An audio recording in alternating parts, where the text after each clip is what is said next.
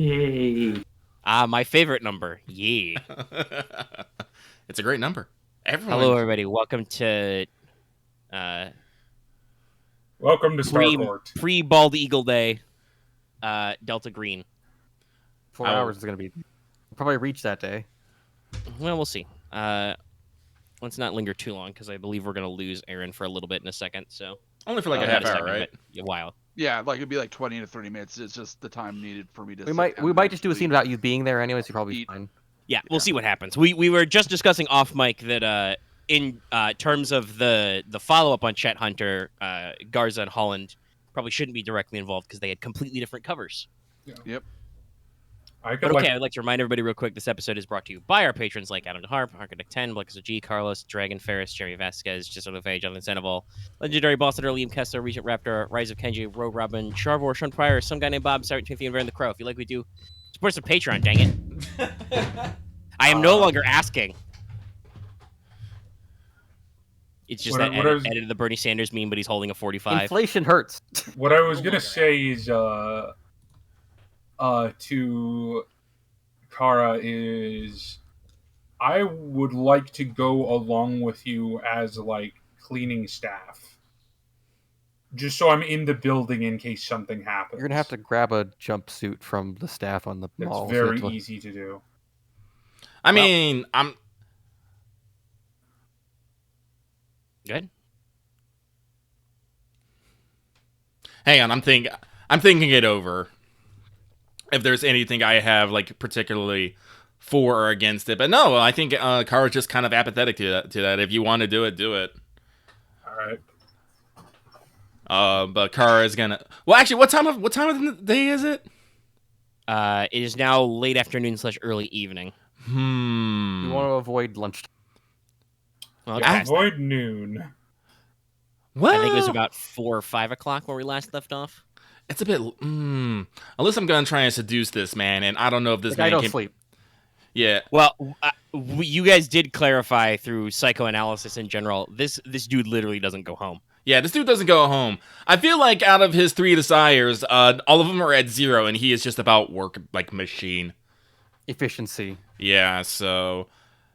Showing up for a late-night rendezvous probably wouldn't actually be that great. But...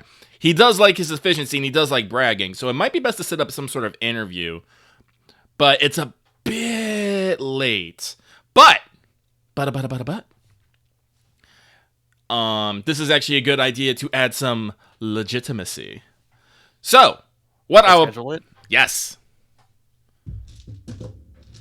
Basically, if I call the front desk and check his appointments and see if I can find a good interview slot time for, I don't know, maybe like half hour to an hour, that gives me an easy end, and I don't necessarily have to have to flash around a bunch of badges and stuff. Yeah, no. Right.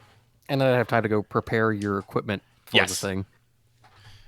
Exactly. Yeah, that shouldn't be too long because I think as we discussed, both those things are probably incidental. You can find them around town or improvise them easily enough with conventional electronics. Yeah, but with I'm probably going to have to delay my actual interview until the next day. That's fine. So, step 1, you're going to you have used Distributely enough, so you can just call their business number. Mm-hmm. Actually, Garza, Holland, how good's your int? Int? My int is 11. Mine's 12. All right. Why don't you guys roll me int times 5? Because I do not believe Mr. Hunter gave you his business card or anything, but you may have seen them around while you were interviewing him. So let's see if you remember.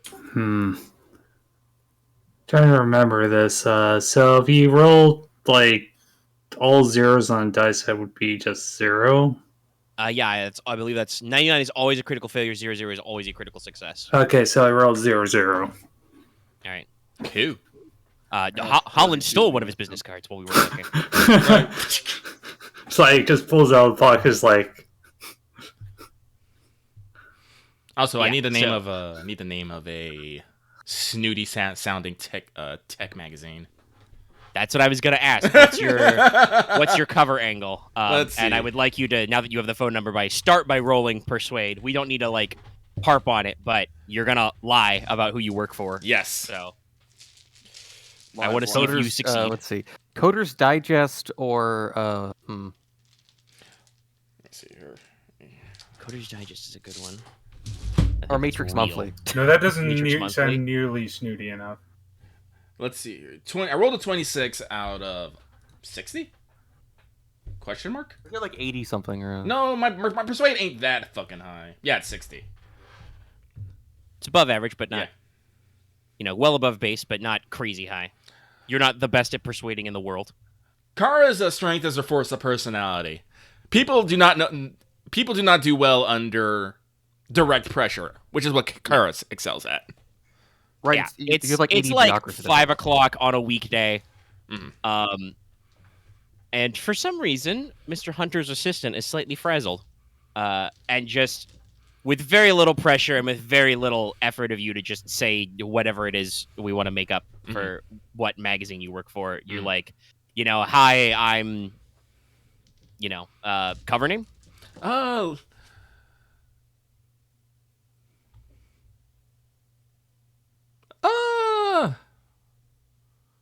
Catherine Roberts. Okay.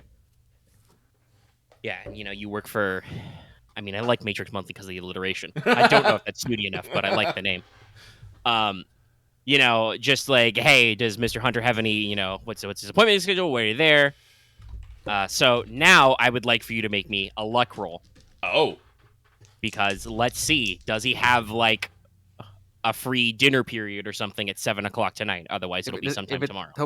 Well, I rolled a 62, time, so I believe that's a no. Okay, no. So he doesn't. He doesn't have any free slots tonight. So it will be tomorrow at the earliest. I assume with your successful persuade, you're gonna push for sooner rather than later. Yes. So then, yeah. Let's odds or evens. Evens. Okay. Yep, that's a 10. That is even. Would you prefer morning before noon or afternoon? Oh, let's go morning before noon. All right. So yeah, at 8 a.m. sharp, you've got 30 minutes exactly blocked out. Righto. Try to sleep early, I guess. I might not even be able to sleep at all. Exactly. Who knows? All right, but I'm going to need a few props. I need to get that button camera, the body mic. I would like to get a video audio recorder and maybe a decent camera. Don't we have a couple of those things just laying around from? Oh yeah, if you guys want to slide back in to the Phenomen X fan, now that you are reasonably certain literally no one is going to come back for it. Yeah. We tried. We fucking tried. I'm pretty sure they had 4 or 5 camcorders with night shot available because they do fucking found footage, internet, cryptid hunting shit. So, yeah, there's some camcorders and there's a pile of digital voice recorders there. I think I don't need a camera. I just need a digital voice recorder. I need to look professional. Should I get a clutch? Should I put my revolver in the clutch? That'd be hilarious. That'd be a very big clutch. Remember, we've discussed it before. It's a 4.54 Castle. It's a large gun. Actually, let me see. How big of clutches can I get? Is that bigger or smaller than mine? I can't remember. What did you get? Did you get 44 or 357 Magnum? I got I got the biggest one, the highest damage one. I thought you said 357, but might have also gotten the other I mean, one. I think both Magnum cartridges. It was called a Ruger. I 2D12. just remember that.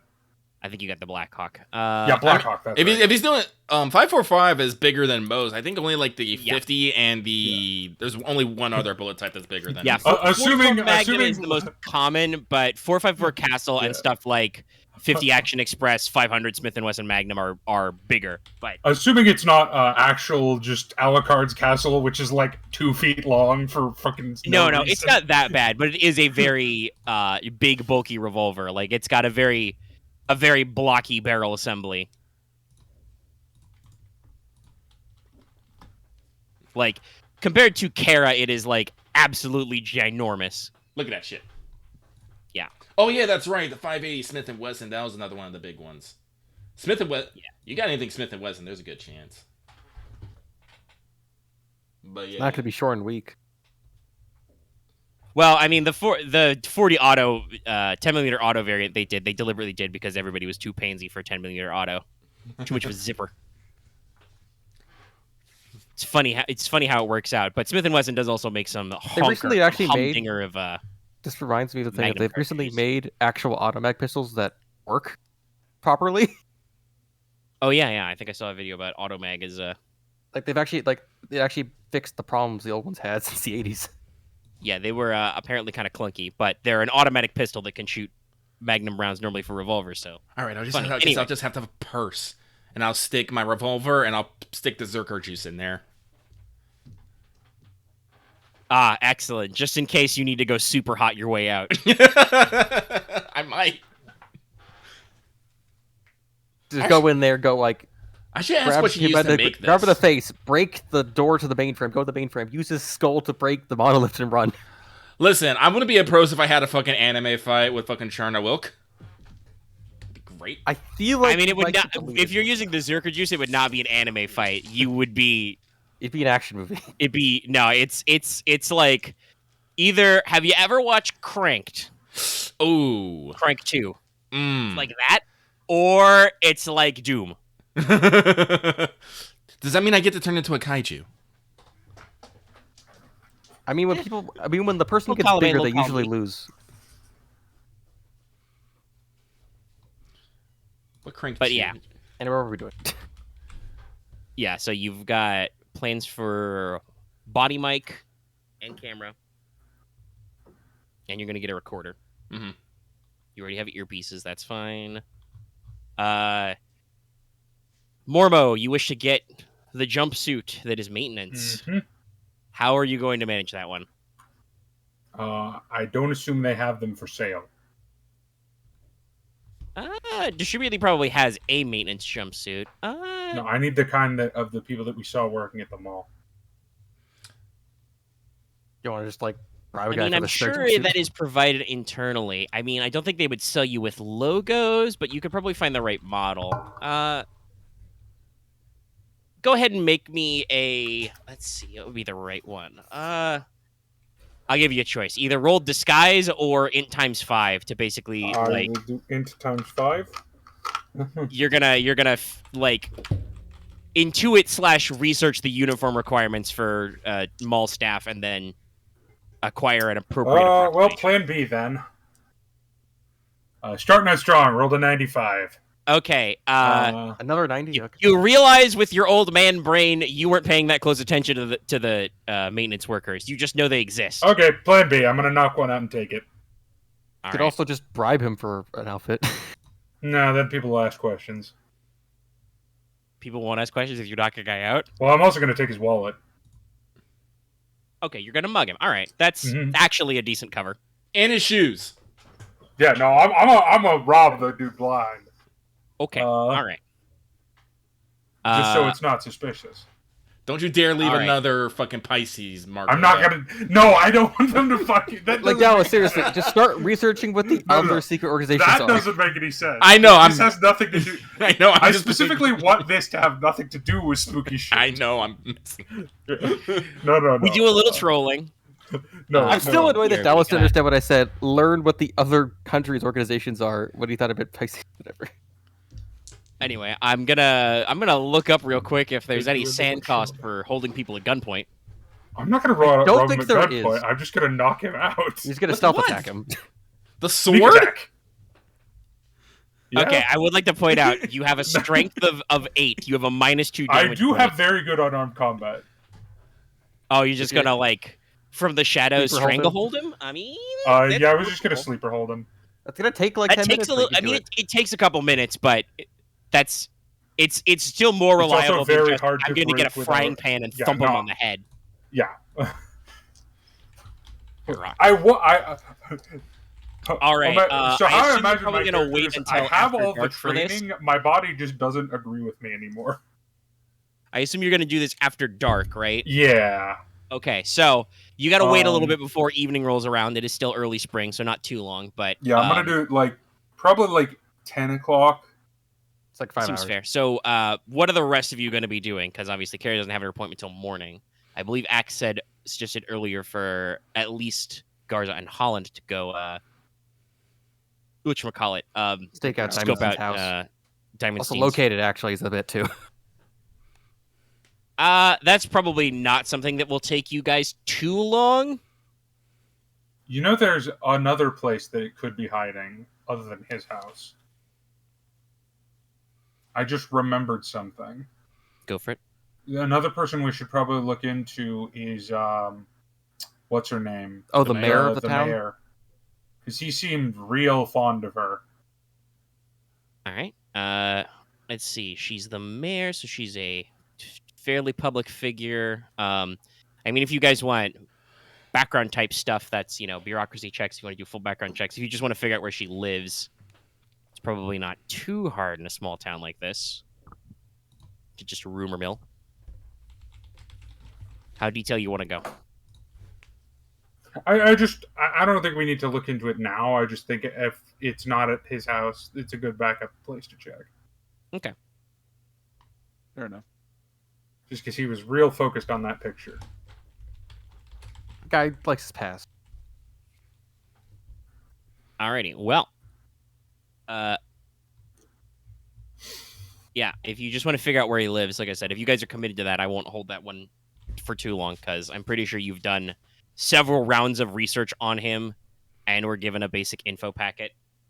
At the very least, worst comes to worst, you just text the programmer like, hey, yo, where's this guy live? What's on his tax returns? So you can find his home. It is in the nice part of town on the north side. If you Google Street View it, it is a, to quote my notes verbatim, it is a lovely, read hellish, McMansion-style house built in the early 2000s before the real estate bubble popped, though it was refurbished recently. The outside is pastel yellow. It has an excess of turrets, an asymmetrical blob of windows, eaves, and columns.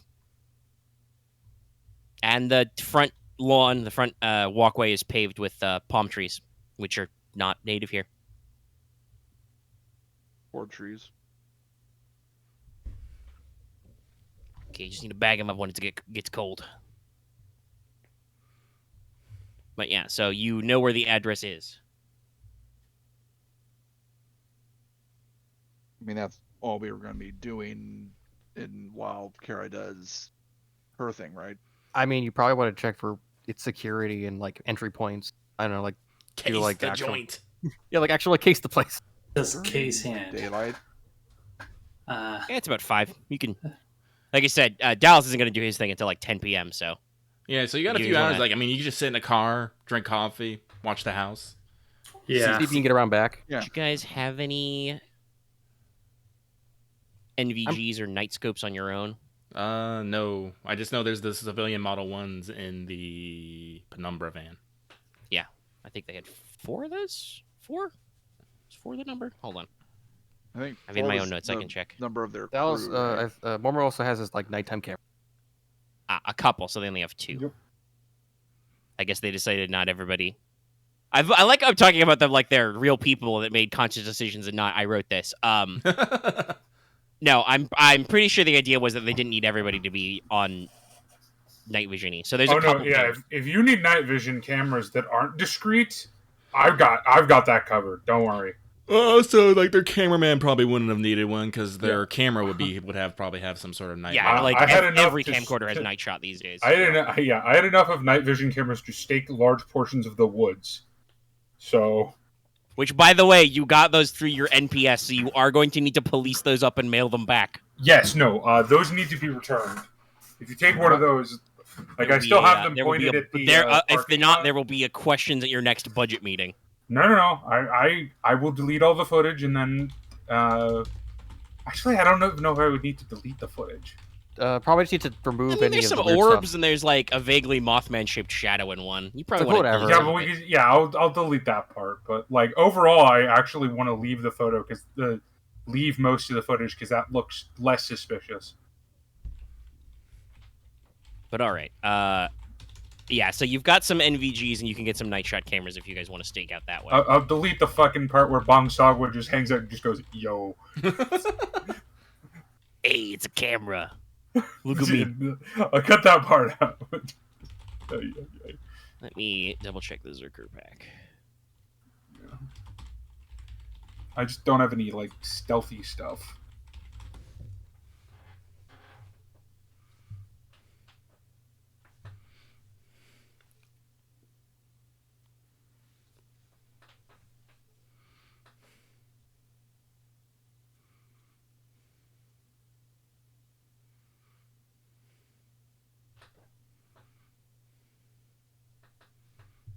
All right, I'm ducking out for a little bit.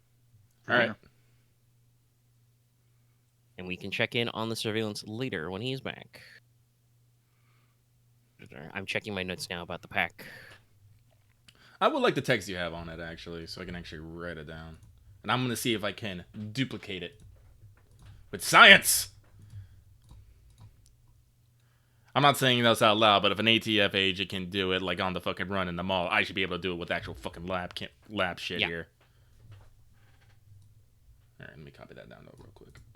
We also gotta assume that live audience has like some weird super science stuff. And remember, it Or comes in demon it's science now. It's in a split injector. One side is clear, one side is red. And then when you push down the syringe, you mix the two. Mm-hmm. You guys ever like chemically analysis like vital essence? The what? Do you ever do chemistry analysis? No, I don't think you guys bought any samples from Vital. No, that's what I'm doing. I'm getting 1-to-1. Like I did an analysis on the Zerker juice, and I was all like, "What the fuck is this?" Oh, though it's a shame that I remember that just after Aren stepped away. But did you guys ever do any? And I asked this question, being pretty sure you didn't. Did you ever do any analysis on the sand you got back? Right. I still have a sample. Garza has a pot. Garza has a little baggie full of that. Yeah, I still have some. So well, yeah. yeah. I mean, like, if you want me to do some, like, I'm no geologist. I mean, we're a little loosey-goosey on time, other than the fact that at some point you guys will sleep and then go do things. You mean to roll craft electronics for making like the mic and the camera stuff, or just the camera stuff? Yeah, just one roll will do. See if you can rig the package. If it fails, it means it doesn't work, or it just takes longer. It'll mean you can't make the modification you want. Yeah. Okay. You probably still have all the cameras. It's just they won't be like you won't have properly made a button camera that can put into Kara's button. I rolled 82, so yeah, that's. I'm gonna mark that.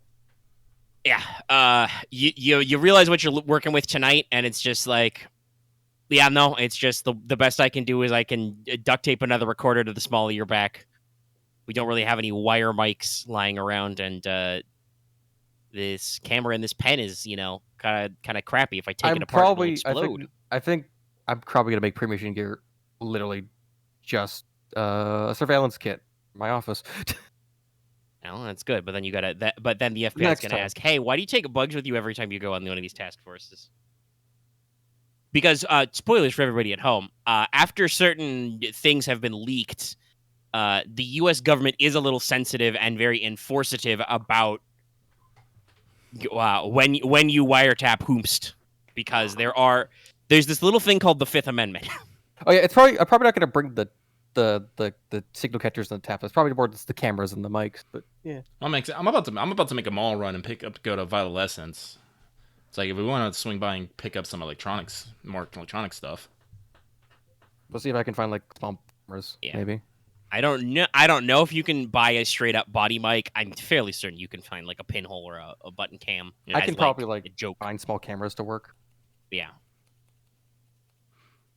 Like, I'm pretty sure, I'm sure you can figure out something, but you can probably just bring a normal mic with you anyway, because you're doing an interview. It's just the question is just the live feed. She's already got a digital voice recorder. Yeah, no, it's like I want to be able to pipe what I see and what he's saying directly to you guys, so you can advise me of whether I should just pop a cap in his forehead. The thing you can always do, Ghetto, is you guys can basically just tape No, you guys can tape a phone to small Kara's back with some duct tape and just leave it on speaker or something, reverse speaker, whatever. But that will be very shitty and very obvious if she gets searched. Getting an actual body mic will be harder to locate. Yeah. But yeah, let's those get are a not, body mic. not very common. It might be Actually, a luck check, but But I mean, you guys can always ask your boy Amazon. And I wish we had this idea. I wish we had this idea earlier. about what? Yeah, when you talk to When we went to remember, we went to Spook Central. Yeah. They Yeah, definitely have some kind of body mic. Okay. So there's. Hold on, what's the? Yeah, body mics are actually fairly common. Well, yeah, lavaliers, like those are not necessarily meant to be hidden, but like for production stuff, lav mics and lavaliers are pretty common. But I need to double check what the expense category is. Up to 150. Okay. that's Yeah, like, you guys can probably find like a proper commercial like body mic. It's gonna be down to somebody's, not necessarily Kara's, but somebody's stealth to conceal the actual mic on her person. Right. I think we could do that before she goes. Oh, But yeah. yeah, like Very that's good it's still possible, doable. Yeah. So you guys can probably get that in a mall run if you're okay with that. I guess like so. Before we head out, Kara she talks to Wellerman about these Zerker Jews, find out what exactly she grabbed and what she threw into it. Yeah, probably if I'm remembering what it's She says she vaguely recalls it, but not fully. stimulant. Yeah, she remembers the outline, and Kara's already done a chem analysis on this. Yeah, so it's So like, the main thing she points out would probably be like the stuff, like she probably grabbed some, like iron and protein supplements, stuff like that. mhm. Used some like stimulants, like an adrenaline shot from her first aid kit or something, stuff like that. Okay, so stimulants, more stimulants, blood substitute, heroin, more stimulants. Okay. Well, anyway, Yeah, Kara mentioned the rough chemical makeup listed in the blurb I give is blood substitute, tailored hormone stimulants. and if I understand this correctly, post this, I won't be able to get the advanced blood substitutes because those Yes, because that is, well, hypothetically a possible technology has, as far as you're aware as a doctor, nothing of that level has been mass produced ever, or so finished if I was clinical to trials. so if I was to make this later, I would still be able to get the Zerker bit, but none of the Healy bit. Yeah, that's probably a fair part. You can Yeah. probably re-rig the effect The of super adrenaline. the effect of like maxing out your strength and con and being immune to like violence and helplessness for a little bit, but still being very berserk, but not the free heal and regeneration. Okay. Maybe still the skill, but Well, again, like I don't like honestly. Again, like before we leave, I might just try to stock up on these advanced blood substitutes for a bit, and get like just so many maybe doses. maybe you could even try to figure out how to recreate it, and then that's how you retire. I can't. I mean, probably, but that would take her a while. That would probably be a She would long-term she would need to project. keep a sample of it to study. Yeah, and that's what I'm gonna do. I'm gonna try and make a couple packs. I'm gonna keep a small supply so I can make a few more in the future, and then I'm gonna try and reverse engineer. I mean, and here's what I would say: if you guys really want to see this mass produced, like if you guys want to do a salad for mankind, that means you should probably turn in a copy to DG, to the research wing, I don't know if I want and to do that. they will probably quietly work on it in some government contractor office or startup or something. I mean, And having a kit that you could use to basically pacify a vampire is not a bad idea. A what? blood substitute vampire. I get it. I did it. It's a little cheesy, but an attempt was made. But no, like that would probably mean that in like 10 or 15 years, there's a mass-produced blood substitute like that's being put in medical, combat medic kits and stuff. Which would probably also help a lot of people overall. Which would be cool, but you also don't actually know that won't happen in 5 to 10 years anyway. No, like I said, I'm buying this stuff for research and personal use. Again, if DG actually finds out wins of everything I'm doing, they probably want to put me in the research wing, but I'm like, no. I like field work. If I wasn't in the field, if I wasn't in the field, how would I find out this shit? Yeah. How would I get all the cool shit? Exactly. She just put moles into everyone's Alright, teeth. so I Pork car. am going to do a mall run. Does anyone else want to come with? Pretty sure this comes with. I'm probably going because I've Yeah, got some things myself. mics and stuff. Yeah. Right. I'll just probably ask you to pick me up some like chicken bucket or something. I really need to test. Loves chicken bucket. I really need to test that chicken We bucket tested that again. already. No, we did. It's just I know, but I want to test it again because Other animals. There's 13 herbs and spices, and they're just that good. well, I can't lie. I'm totally gonna swing back Mama's black coffee again. Look, you're asking the person who lives in the woods. It's like, oh no, you're eating pigeon. I'm like, and I've eaten weirder. I don't think you understand. I have eaten squirrel. Well, it's probably not terrible. It's probably very bony. Well, no, it's not. It's squirrel. You actually can mash the bones up into the meat and just eat it all. Right, Snake's squirrels are also pretty- very good if you prepare it right. But It's all Snake is a cooking white chill, meat. yeah. all right, so I got a shopping list. I got to go raid Vital Essence. I'm probably just gonna buy a bunch of the stuff there. Make some of that. The syringes and stuff I should be fine on. Do you have a black card? A what? Would Kara own a black card? As in, like, they see, like, the unlimited credit card. Yes. Probably, yeah. Listen, she's a very well-paid physician. I'm a really very physician in a hazardous occupation who does not actually have a lot of spending habits. Actually, that's true. The credit card company probably loves you. Yeah.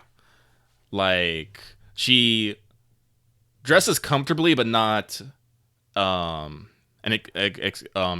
expensively. Like, if I was to say she had a place, she probably has some sort of, like, condominium or studio apartment. She doesn't really need a lot of space for her life. Just has a basic bitch car. Well, and that's another one of the, like, your crisis response, you are ready to drop everything and leave at a moment's notice. Yeah. So, Yeah. both for your actual day job and then for Delta Green. So, you probably want a small, easy to maintain and clean place, something you can, shut up for a couple weeks at a time when you got to go, fight hemorrhagic fevers or whatever. So, no, Kara doesn't actually spend a lot of money, and so she just puts it away in either savings accounts or credit cards. So, yeah, no, she has a black card. Like, literally, we're looking at this, like, for, like, certain purchases, I can just get a plus 20 because I am wealthy. Yeah. Honestly, probably similarly, I just don't use any money because I live off the land because it's my job. you don't have enough intake, I think, as an archaeologist to like count as what the game calls wealthy for mechanical purposes, but certainly I think you've got a decent nest egg for retirement. I also think you could probably What's make that? a weird purchase without Tastes taking good. like a bond penalty, possibly. A what? Because if you take a bait of purchase, you take a bond penalty. Well, that's why you get a bonus for being wealthy. I assume that means I bum money off my daughter. Oof. It's the way it works notice is you're using the either money. you borrow it or they like notice your weird spending habits, or if you have dependents, you feel guilty about the fact that you're, I think you said it was a conversation that came up between sessions, but Benowitz talked about, playing video games with his daughter or something. That would mean like if you do you have a bond with her specifically? Yes, I do. But also, she would be Well, considered no, Benowitz. wealthy. Benowitz I mentioned game don't, but I'm probably gonna make that as a bond if I ever get a chance to make That a can new work, one. yeah. You I have can my do that as a wife. good- he has But, his like, wife. Yeah. that if you did have a bond specifically with her, that would be something like, oh shit, I'm spending her college money. That's expensive. That's what it is. No, mine would for my character, mine would definitely be I'm borrowing money from my daughter because spoilers, literally, you're just like, hey, I need some cash. she literally works in the same department as Lucky, or as Kara. So Yeah. I'll just get a phone call. It's like, did you take money from me again? And you're like, no. Dad, I told you to stop buying. Well, what would it even be like? Safari trips. Stop buying cameras. Yeah, that's the problem. It's like I Stop- don't stop buy buying- anything. Besides expensive cameras, I guess. Dad, why did you bid on this Native American relic at auction?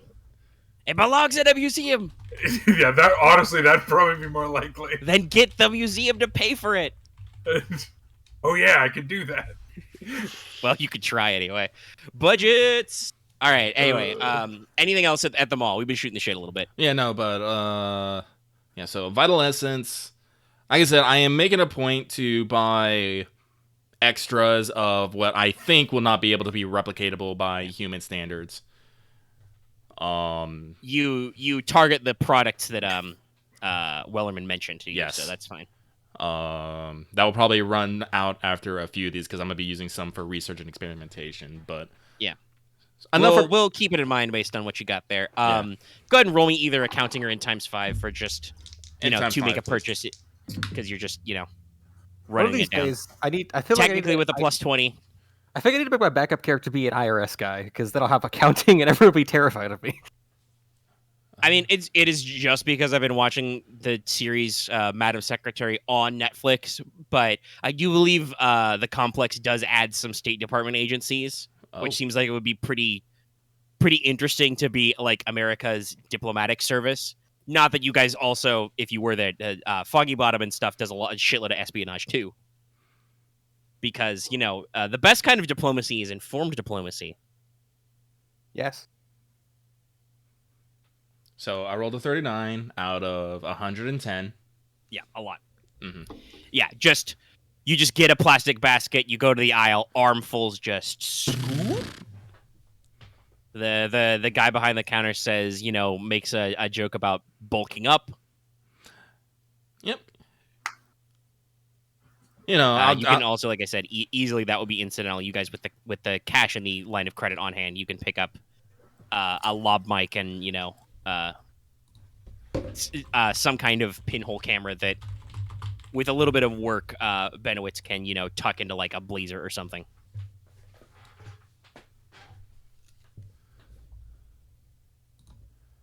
Try to work out fine. All right. Kara subs by Mama's Black Coffee. Actually, what is my... No, I'm fine. I'm fine on everything. Right. I'll just get me a regular. Yeah.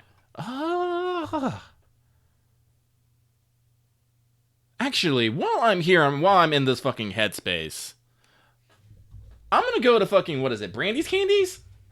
Yeah. I want to see if I could talk to Brandy about her recipe or whatever.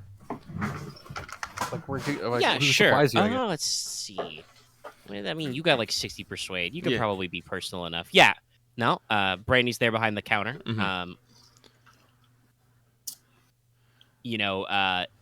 I think we talked about this before. Like big, long, poofy, like twin tail style hair. Mm-hmm. Not like anime twin drills or anything, but like big out there, blonde. Chewing gum, free samples. Got a little machine in the back to do do some pretzels and chocolate, and you just like, hey, can I talk? And she's like, oh yes, of course, hon. What do you want to know? I'm just want to ask you. And it's like I've noticed that her homemade candy's a bit, special, and wants to know what's the secret. What's the secret behind it? Oh, sugar, spice, everything nice. Oh no, son of a bitch. The spice must flow. Sorry. I mean, might actually though. Pretty. We just everything's made with love, hun. Wink. Below kiss. Just oh you. No, I'm a little bit more concerned though. It's pretty. She does a soda voce because, as always, there are a couple of kids either grabbing free samples or eyeballing the display racks.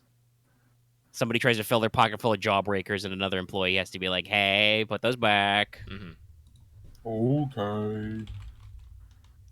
Some poor kid buys them in quarters. But she, like I said, soda voce is just like, I studied at a culinary institute for years.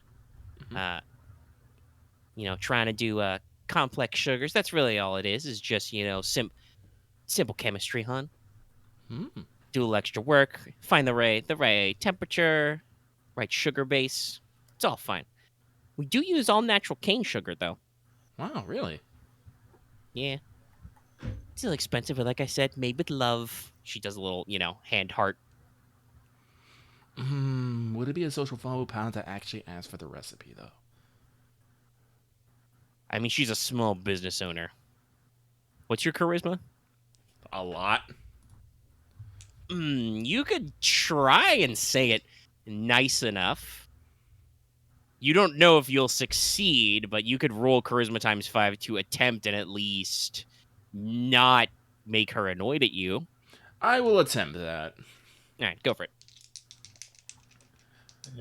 She's talking about she's actually used complex sugars and chemistry in this.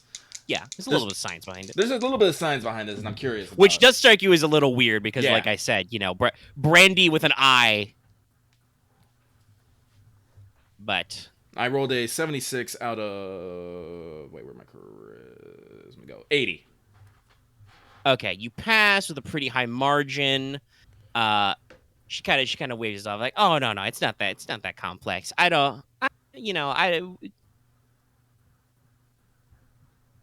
Like she kind of waves it off. You needle back a little bit. Sorry, I'm thinking about the best way to phrase this. Mm-hmm.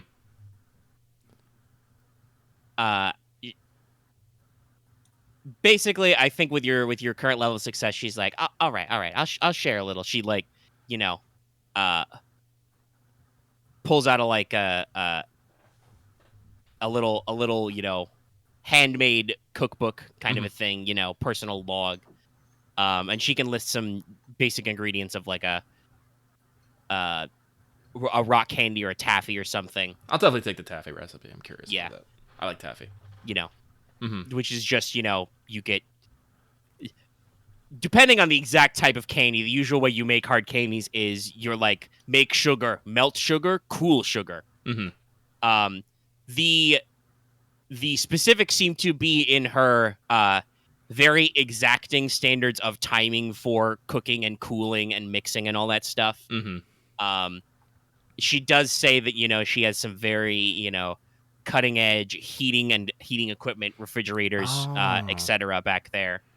That Meridian helped her set up. So she doesn't know if you'll be able to do this without an industrial kitchen, but she does, she shares with you the recipe. Okay. Again, you don't know for sure if you'll be able to mimic those effects without that special Meridian magic, but okay. But at the very least, it makes good candy. It makes good candy, and hearing that there was like industrial like appliances supplied by Meridian does make this make a little bit more sense in a weird kind of way. Yeah, and you guys don't really know because again, you've got a name to your enemy, but you don't really know what exactly her deal is. Like, she's called a demon, but nobody knows what the fuck that means in this context. I think I even said last time with Kara's Unnatural, it's like, well, that could be like a dozen different things. It's just they're all bad. It's all bad. But what exactly it means, you don't know. So you don't really know whatever the Noonday Demon's rules of hypergeometry and stuff are. It could be that like Brandy literally has like a hypergeometric candy melter. Or it could just be, because we've talked to, there's a lot of ritual and stuff involved. It could just be that by being in the mall and having this exact recipe and having this, equipment provided as a catalyst, you just do the right thing in the right place at the right time and magic candy comes out. Yeah. Well, it's still interesting to think about, but I'm imagining Benowitz is like buying another couple bags of sour candy while this happens. Probably not that many, but I mean, I'm gonna buy a good amount of a few candies. I mean, it's healing candy. I don't know if this is gonna be good when the mall fucking shuts down. I still have a bag. I don't know if it's gonna be good when the mall shuts down, but if then I'll just have some good candy. Problem solved. I'm not sure. I feel like he'd probably know what candy his family likes, so maybe I think he's thinking he's better. Thinking of it. Yeah. I'll just buy some candy for. I'll send it to family, and Sure, hopefully it doesn't yeah. count as a vector later. I mean, there are brand names here. If you stick to brand name chocolate or candy, you can probably get some nice Swiss chocolate or something, import. Get some Ferrero Rocher. I don't think for what we've seen, this would be considered a vector. No, it's not a vector, but it is a. I mean, the actual special homemade Brandy's Candy brand candy. Hypothetically, that could be a vector because. There's definitely, you guys have seen this enough, there's a little bit of a mad science factor. If somebody who wasn't clued in on the Unnatural analyzed one of those candies and was like, the sugars, they're so complex, they don't make any sense. You could straight up send somebody down a mad science episode, but that would require somebody to chemically analyze some homemade candy. It's more worrying if say a young teenage girl ate an entire bag of this candy in an hour. Well, yeah. Yeah, no, you're much more likely to damage somebody's teeth or something. I think I need to eat more. I'm getting 5 servings of taffy and 5 servings of what's another? She probably has rock candy, caramels. Probably some peppermints, even though it's not in season. Oh, fuck yeah, peppermints. Actually, mint chocolate or like peppermint candy is good. But yeah, 5 servings of taffy, 5 servings of peppermints. Sorry, I just had the thought in my head. I'm like, did you got any peppermint bark left over? No, it's like March. All the Christmas candy is gone. No, yeah, I just like mint chocolates are like. You can get some mint chocolate. You can get some nice. As a man who does not usually like mint chocolate, I will do. I like mint as part of candy. Yeah, I'm kind of in the same boat as you. It's like I don't like most mint things. Like mint gum, I hate. But peppermint chocolate is so depending good. on what kind of mint, like I should just get a giant bag of peppermint balls. Those are good. Yeah, you can get some peppermint. Sounds good. Yeah, but some peppermint. I think what I'm learning is like I just don't like I just like peppermint. Anyway, so now Kara, I'm gonna put in my super secret notes. Secret recipe to candy. I mean, that actually does maybe because I wanted to double check, but specifically, peppermint is a hybrid mint between spearmints and watermints. So it is a specific hybridize of mint. I think the one I don't like is spearmint, like pure spearmint. Candies, taffy, unable to I'm gonna put in print. Unable to recreate. Oh, that's good. You're doing scientific documentation. Yes. I think that's everything everybody asked for, so you guys can trundle out. Probably, about 7 or 8 o'clock. Mm-hmm. Probably get some dinner. Yeah, we got the camera. No one asked that why I'm putting fucking candy in my first aid kit. I think we were there they when you know analyzed why. it. The what? Was that X? I was like, we were there when you analyzed it. Yeah. Well, actually, speaking of analysts, there was still that sand that we checked out, and I want to check out Strand's remains. Yeah. Okay. Garza looks like he's staring off into a corner, so I'll let you analyze the sand. We're probably still at the stakeout. So sand. Kara, I don't suppose you have science geology? Nope. Okay, then what's your science chemistry? 40. Wait. Let me double check. 46. All right, go ahead and roll chemistry for me. That's an 83. All right, well, you can check mark it.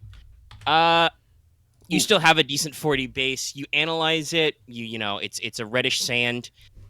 You're pretty sure it's from an actual desert. You would guess probably Middle East or Central Asia, but as we've just discussed, geology is not your strong suit.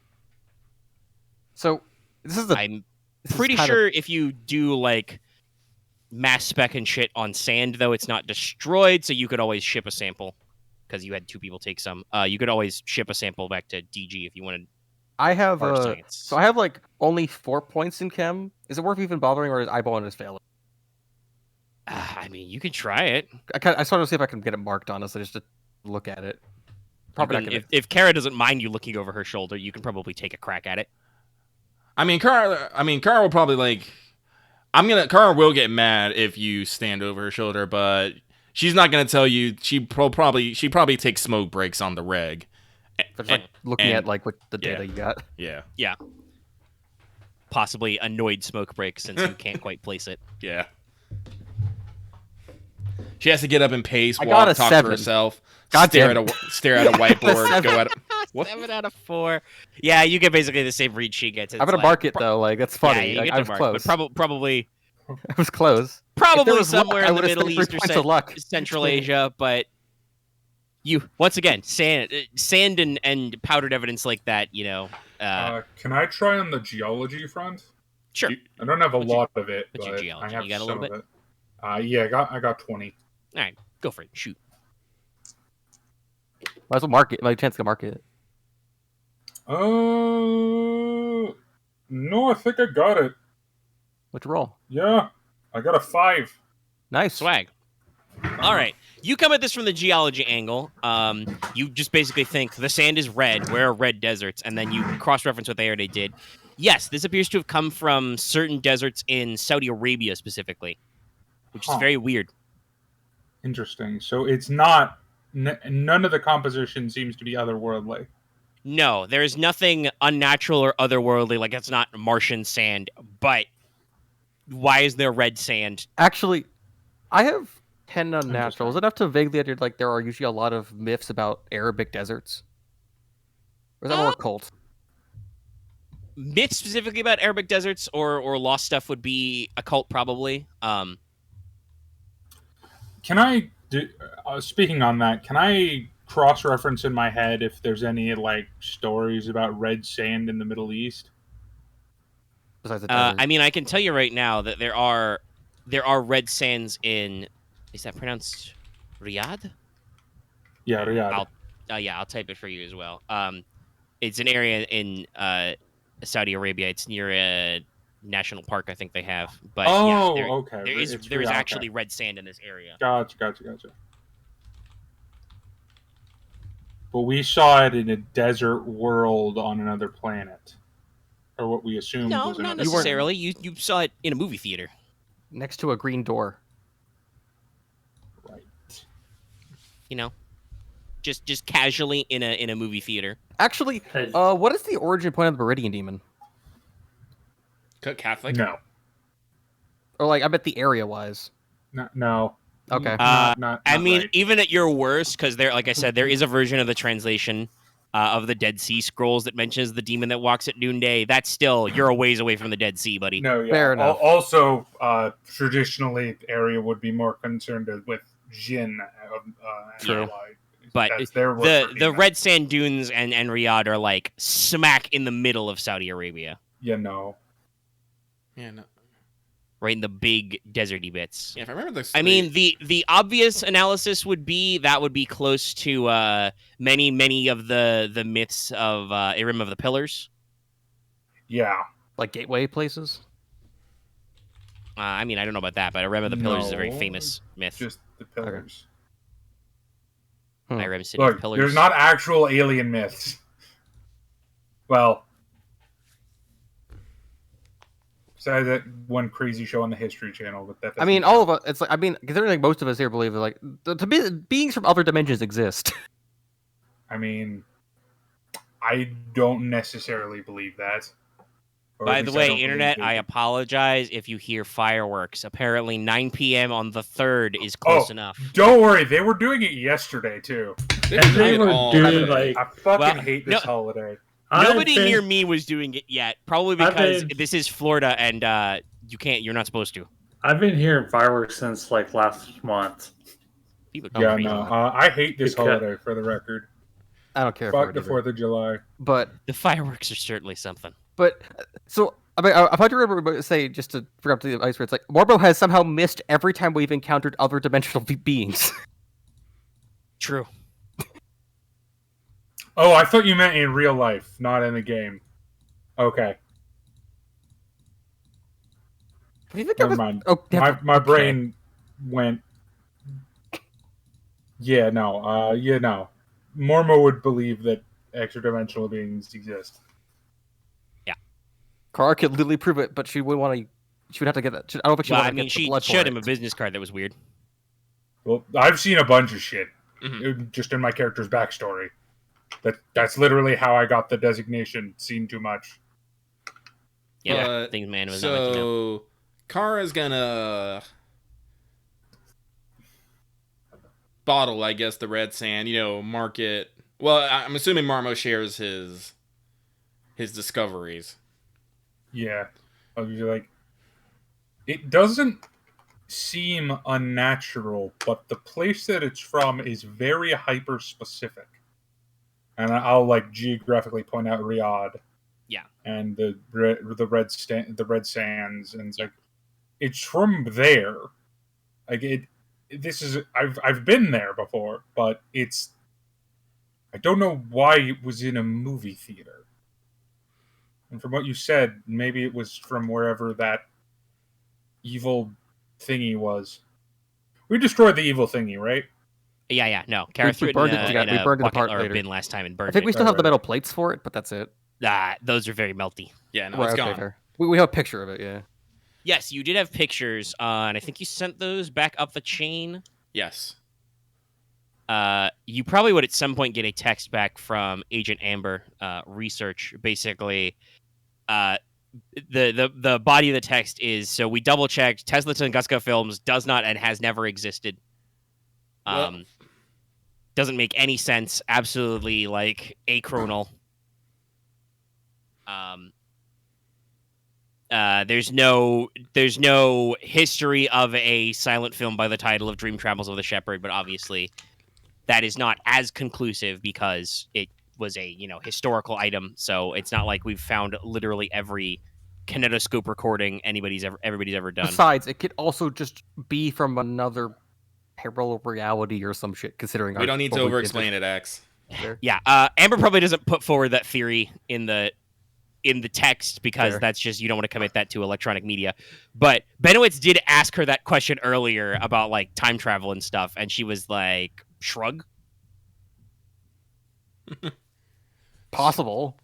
So Kara's gonna stick the red sand in a test tube. She's gonna tape it down. She's gonna write sands of how do you pronounce that? Riyadh. And she's gonna put a sample. Now she's gonna take the sample of the film remains of Juan Raymond Strand, and she's gonna analyze those. Okay. Roll chemistry. Is it people ash or is it film ash? Well, that's what chemistry is for. Yes. That is a 7. Okay.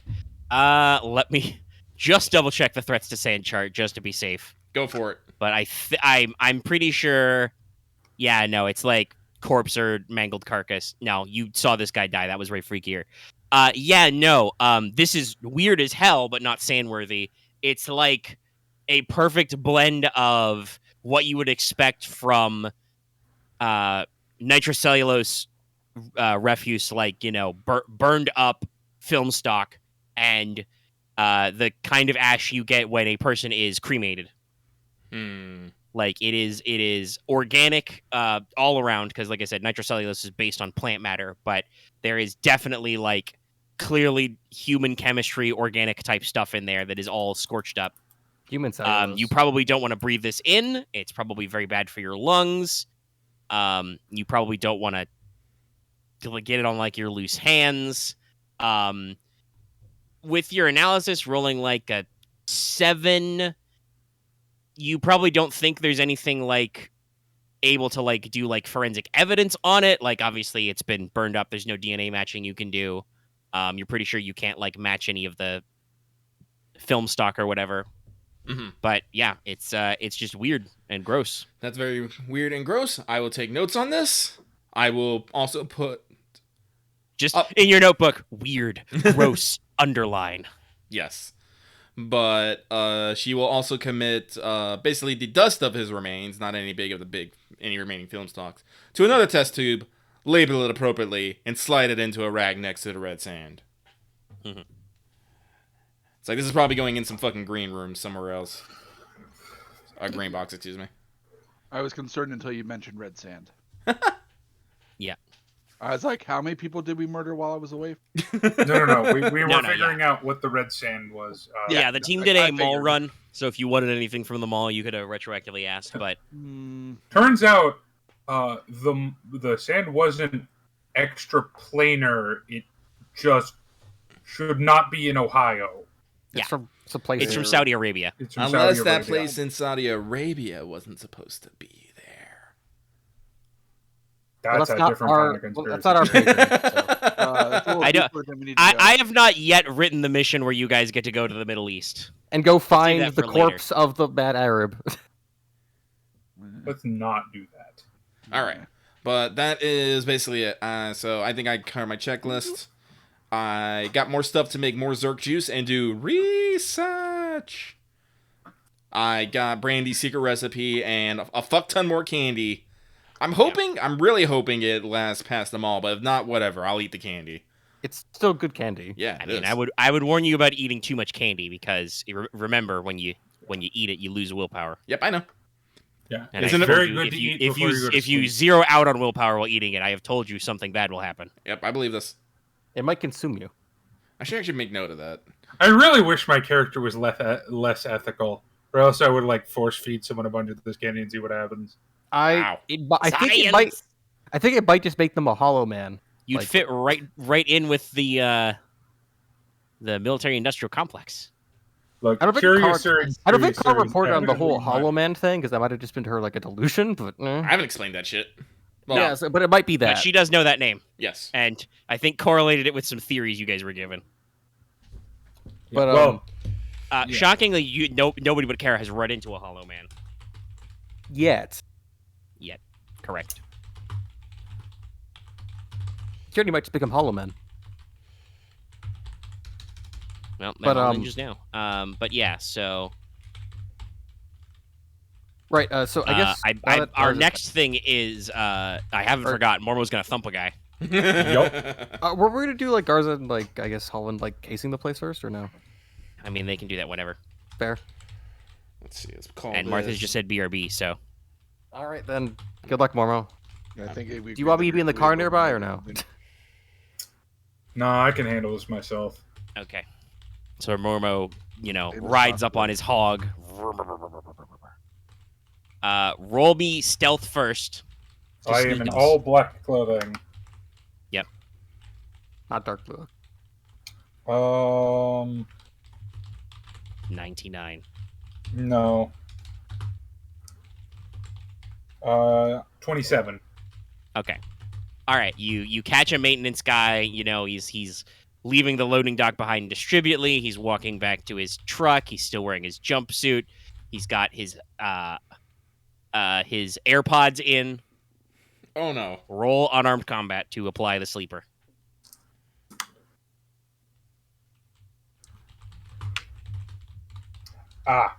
Now is the 91.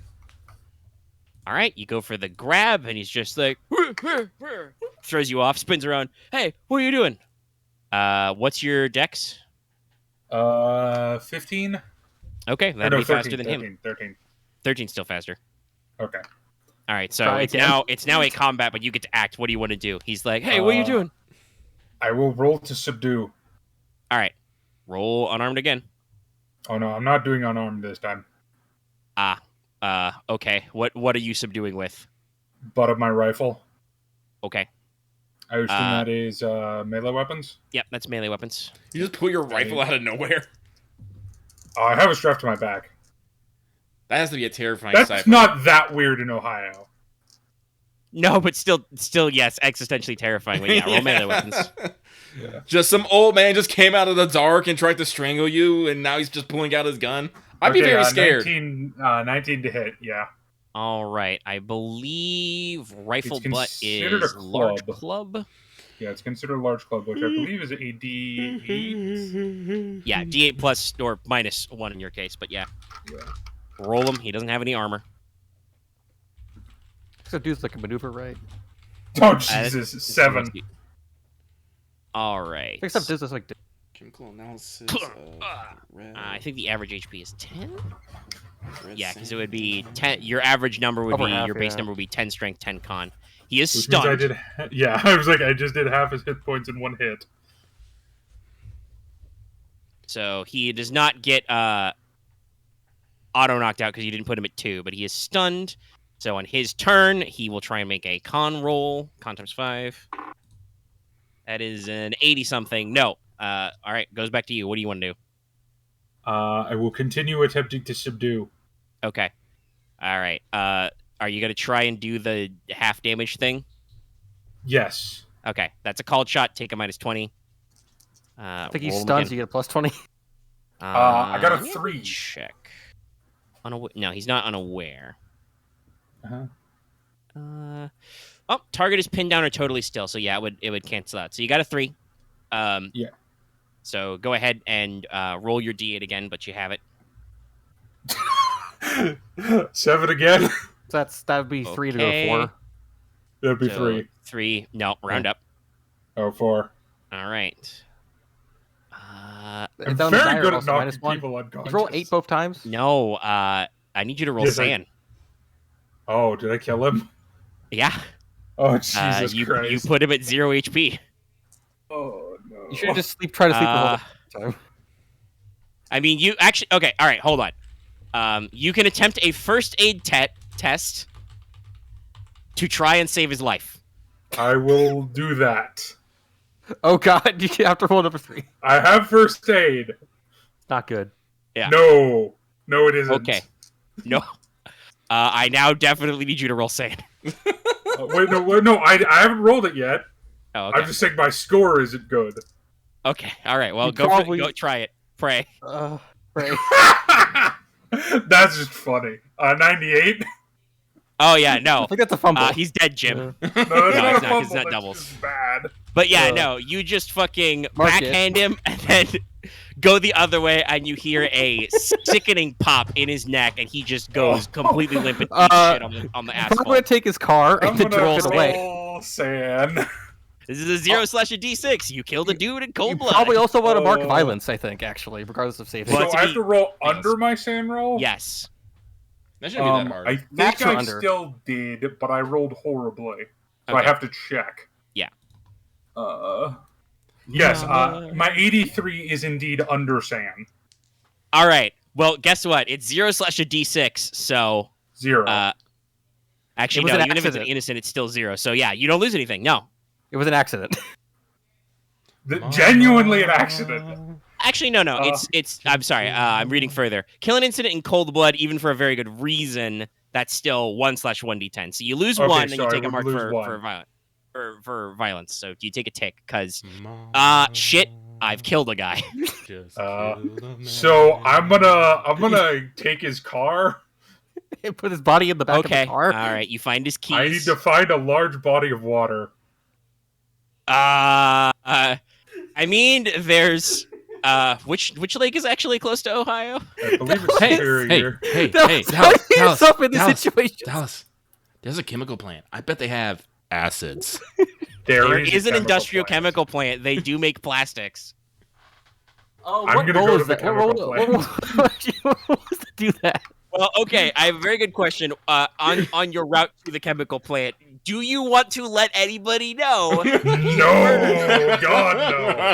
Okay, alrighty. This is gonna stay a secret between me and whoever's watching. Alrighty, okay. Now let's make sure to mark the skills you fucked up horribly leading to killing a guy. Oh, I did. Trust me. It wouldn't be me if I couldn't fuck up at least 5 skills in the first. All right. Okay.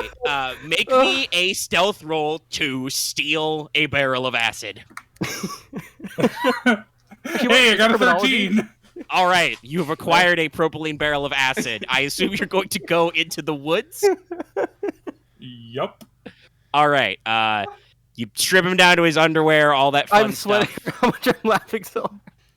It's just so bad. It's just another carnival. Okay. Like, here's a good question.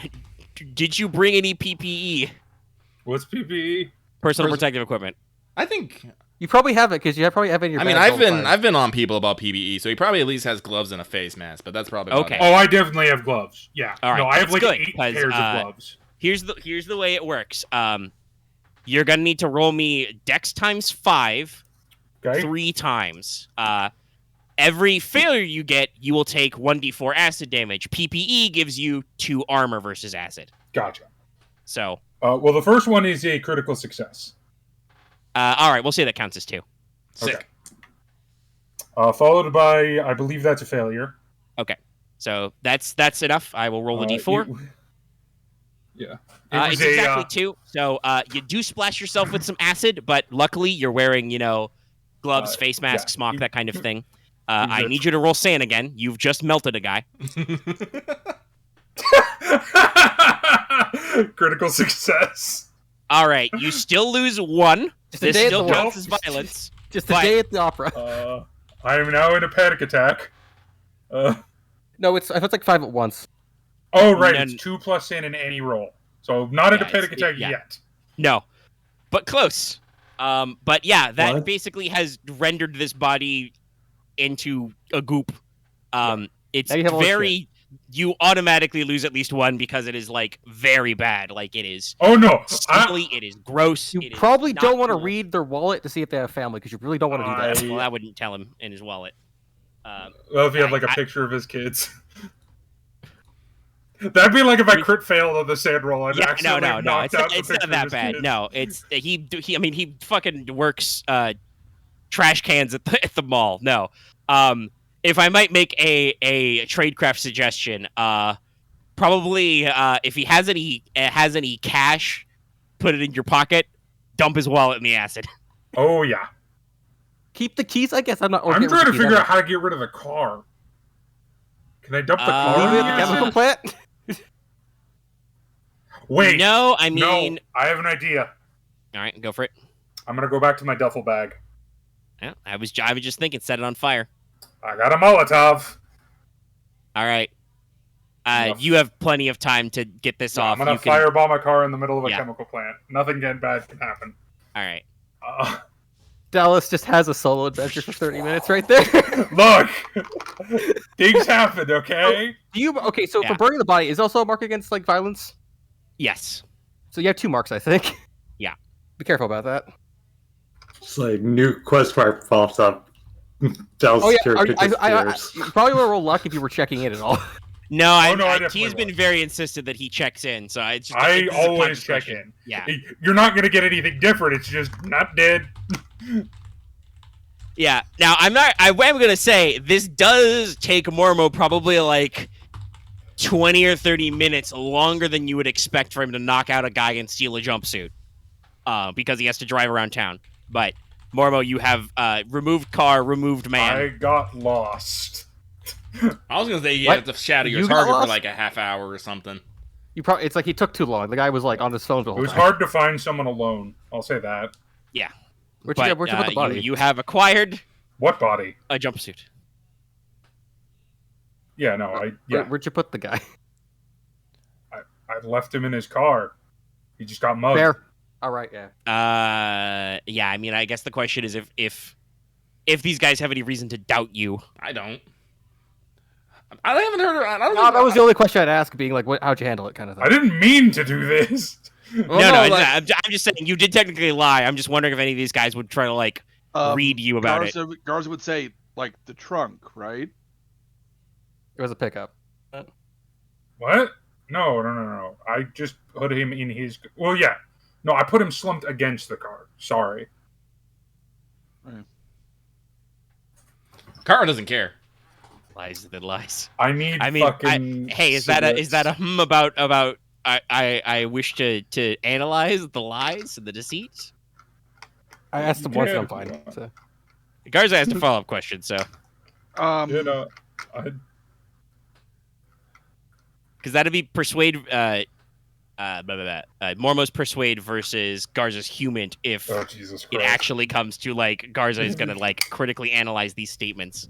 But if you don't really care, you can let it go. No, not this time. All right. Okay. Yeah. Yeah. Like if there was a burning building and someone was crying outside, I'd have concern. If you have like a very distinct acid wound. If Mormo was like hours late, then I might dig into it. But it like half an hour gets. He did pretty good on his decks. That could have gone worse. I think. Define worse. I mean, horribly acid-wounded. Espionage-wise, Mormo was technically made. Like, the guy turned around and was like, hey, what are you doing? If that guy had yelled, hey, security, that would be technically worse. Was more... No one else got involved is more what I was meaning. It could have gone worse. Also, just to bring up, there is no melee maneuver to subdue. Well, yeah, no, it's just you deal half damage and you hope, but unfortunately dealing max damage twice means that you still took him below 0 and 2-0 because guess what? He didn't have damage the first time. To be really good at combat and very shit at everything else. But yeah, like he did max damage the first time, and then the second time when you roll max damage, even if you half it, that's bad. You hit 0 HP and you die. And I gave him the first aid to resuscitate. Nope. And I rolled a 90-something. Yeah. All right. So anyway, now Mormo has something he can't tell his therapist. Actually, I'm pretty sure that's even Kara. There's no. I mean, you could tell Kara, but that's gonna be whole new questions. I mean, I probably wouldn't play that back to me, Dr. Mormo. You killed a guy? When was this? I mean, Kara's first question would be like, "Did you play Bohemian Rhapsody?" True. If we could, I mean, if Amazon can afford all the Queen for Omens Good Omens, then we can play. We can play the first part of Bohemian Rhapsody over the. Well, you got to remember, Kara's actually like super pragmatic. Remember, like she gave no fucks when we had to go. With Mira. So I feel like this is definitely not the first time Mormo has killed someone. I mean, yeah, you were in the war. I'm an army vet, so yeah. Also, Mormo wasn't there for that. This is not the first time the team has had to hide the body of a technical innocent. It's just this is the first time that you have accidentally killed an innocent and had to hide the body. Yes. This was a series of unfortunate events. Correct. It's a very Dallas experience. All right, I feel like you guys need to get some sleep now. Yeah. Is it time for food? I'm gonna go raid the cornhole. Actually, Handler, what is what's it take to I guess for the marks against what was it? The marks to be hardened to go away. I think it's like per you wipe them after the mission, or if you hit whatchamacallit. Yeah, if you hit 3, obviously you're gone. But if you where is it? I'm just curious, like, Mormo might hit adapting to stand loss. Because hardened violence is like kind of hard. Let's see, it is. You lose a d6 cha and whatever from the bond. Yeah, you lose it's a bond hit, and then each time your violence you mark a box. If all your boxes are marked, if all 3 boxes are marked, you right.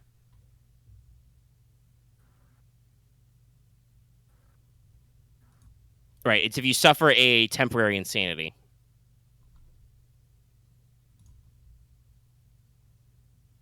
So if I suffer temporary... Yeah, if you lose 5 or more from violence in one go. Okay. So 5 or more from violence, I shouldn't... Nothing else is going to trigger violence. I'll be fine. Yeah. Well, actually, you want that because that'll wipe you clean. If you take 1 from violence, you will hit 3 and become hardened, it's the small marks that do you in. What does that do? We just said it. You will lose a d6 charisma permanently and correspondingly take that amount of damage from each bond. But you don't have to worry about rolling violence again. Fair enough. I have a feeling I'm the first team member that's going to be hardened to violence.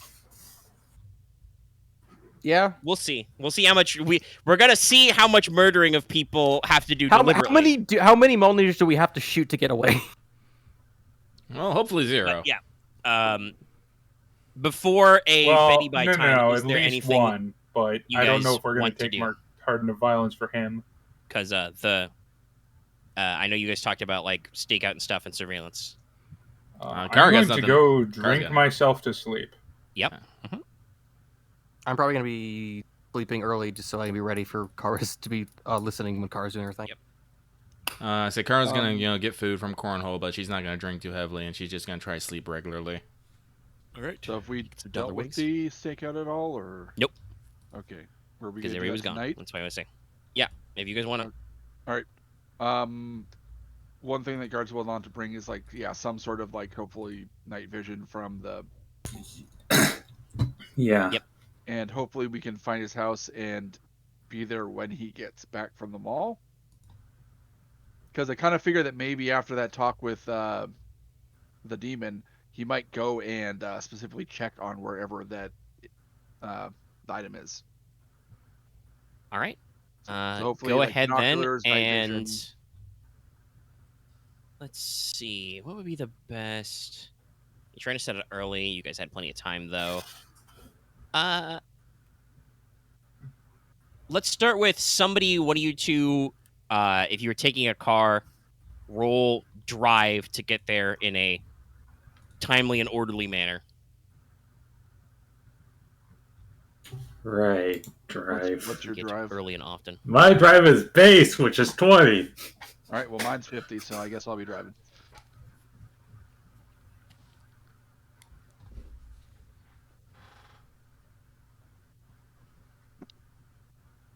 Well, that is a 51. That's a fail. Well, mark it. That's how it happened. All right. So in wait, that how the fuck old do you think my character is? Yeah, I let that one pass. I wasn't going to say that. Sorry.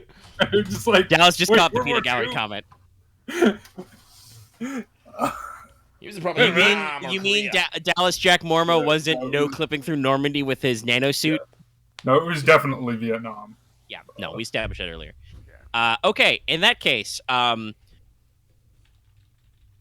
Garza, I need you, because you're driving, to roll whichever is worse, your stealth or your drive. Oh boy. Okay, stealth.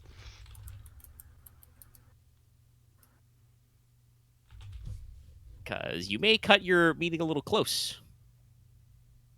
Oh, why not? Okay, that's a 4 out of 12. Right. Well, you succeeded. Yeah, he doesn't have any alertness. Okay. Yeah, so you're a little slow in setting up and getting all your stuff. You know, you got to go pop into the Phenomenon X band and grab the NVGs and stuff instead as well. So you find yourselves driving up in your government-issued SUV very close to when Diamond Dunstan himself gets out, but luckily you manage to be subtle enough he doesn't notice as you do the low and slow cruise by. Okay. But yeah, so you guys probably, circle the block a couple of times, find a place to park it, and settle in. Are you guys going to, alternate shifts, or are you going to both pull an all-nighter and just keep eyes on it? Take alternate shifts. At least that's what I vote for. Yeah, that's fine. All right. Okay. Then both of you roll alertness. Will do. Alright, what was my alertness again? Alright, it's that. I got a 41 out of 63. Okay. Got a 64 out of 71.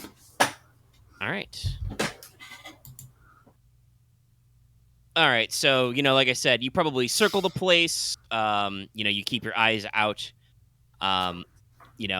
When darkness falls, you can get some, low light vision on there. Though I will say the civilian NVGs, while they do run for a long time, I believe it's 100 hours. It's you still got to be careful that, because they give you -20, I think, to most skill checks that you got to go through. Yeah, if you're trying to do anything more complicated than alertness or something, it is a -20. So your details are a little shot. Okay. It's a little blurry, a little green. But yeah, so the outline of the place I described earlier, but to recap, it's a horrifying McMansion-style house. Pastel yellow, lots of turrets, windows, eaves, columns. They are not symmetrical. So he drove back home in a brand new Jeep SUV. In his driveway, he also has a battered old pickup and a pristine 1985 Chevy Camaro. Hey! With your guys' successes in alertness, you guys can case the place pretty well. There's a backyard where he has a rock garden, a basketball hoop, and a swimming pool. And there is a back door onto a little patio area. It's 2 stories. There's a front door. You also notice that it's surrounded by it's a little bit of a chintzy looking, but it is a wrought iron fence. So solid but see-through. And you notice the telltale signs of several obvious security cameras. Probably one over the driveway, over the front door, over the back door. Probably one in the side yard at least. So you clock all of them. There are cameras. There's little red lights on them. So you got them. Any attempts to observe the interior from out here? I guess so, yeah. Yeah, right. Probably especially once it gets dark. Okay. Probably seeing if we get any views through any larger windows or anything like that. All right. Garza, you have binocs. Holland, did you bring any kind of eye amplifying distance viewing objects? I don't think so. All right, so Holland, when you're taking your shifts, you can't really see too much other than, just lights and curtains. Oh my god, so many curtains.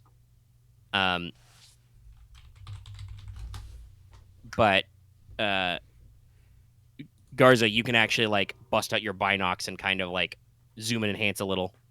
It's not easy with the darkness, but you can look at the brightly lit windows and get a comparison. So for right away when he gets home, you can tell by the lights that he immediately goes upstairs and goes into one room on the side. Based on your observations with the binocs, you think that might be an office. And then he, goes downstairs, probably into the kitchen for a little bit, eats a meal, goes back up to his office for a couple of hours, and then goes into a different room, and presumably at some point around... And the lights go off at that point, I assume. Yeah, he goes in the other room, sets up for a little, lights are on, and then dark. So it looks like he's got an office on the second floor. He's got a ground floor that you can kind of vaguely scope out. He's got a couple security cameras. I'm going to try and do my best to locate the fuse box of the house and, for possibly, cutting power when we need to. Yeah, you already passed an alertness, so yeah, you can... All right. Worst comes to worst, you guys just leave your own lights off and, go outside. I think if it's dark, you get, it's either you get a +20 or they get, a -20 to, sneak around in the dark. So you can walk around with, NVGs and, yep, there's the fuse box. You've already passed your alertness if it, it's not obvious. So yeah. Box hero. So you can find his, his meter, phone lines, etc. All that stuff. Also, I'll make note of any motion sensor lights or anything like that. He's got some big, front door floodlight type stuff. They don't seem to be motion triggered. Okay. All right. Anything else I should check out, Holland? You can think of?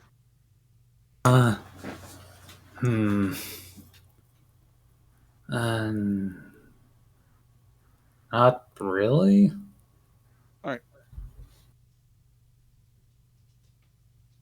So it sounds like that is about it. Probably once he goes to bed, then we kind of switch to shifts and just keep track, make sure nothing else happens throughout the night. All right. So, everybody who sleepeth, you recover a d6 willpower. Trust you guys to roll that on your own if you're down any. But Kara, you must roll versus night terrors. I roll versus night terrors, and I roll a 60, I believe. Yes. What's your saying? Less than 60. Okay. Nope. Kara will wake up thrashing, as always. She grabs her gun. Lots of, blurry flashes of dimly lit dead malls as, women with glowing blue eyes and suits, stalk you around every corner. Much malicious giggling, that kind of stuff. Mm-hmm. Very, very. But, my night is now fucked. I am glad I do not have, I have not lost any real power recently. Yay. You didn't chow down on those candies. No, I'm not going to chow down on no candies. Not now. And we're good. But Kara will not attempt to go back to sleep. Instead, she will turn online. She'll continue working on her hypergeometric theorem. All right. Morning comes. So, Kara's got her thing at 8 sharp. It's time to shower. Probably get up a little early. Makeup. Yeah. Dress.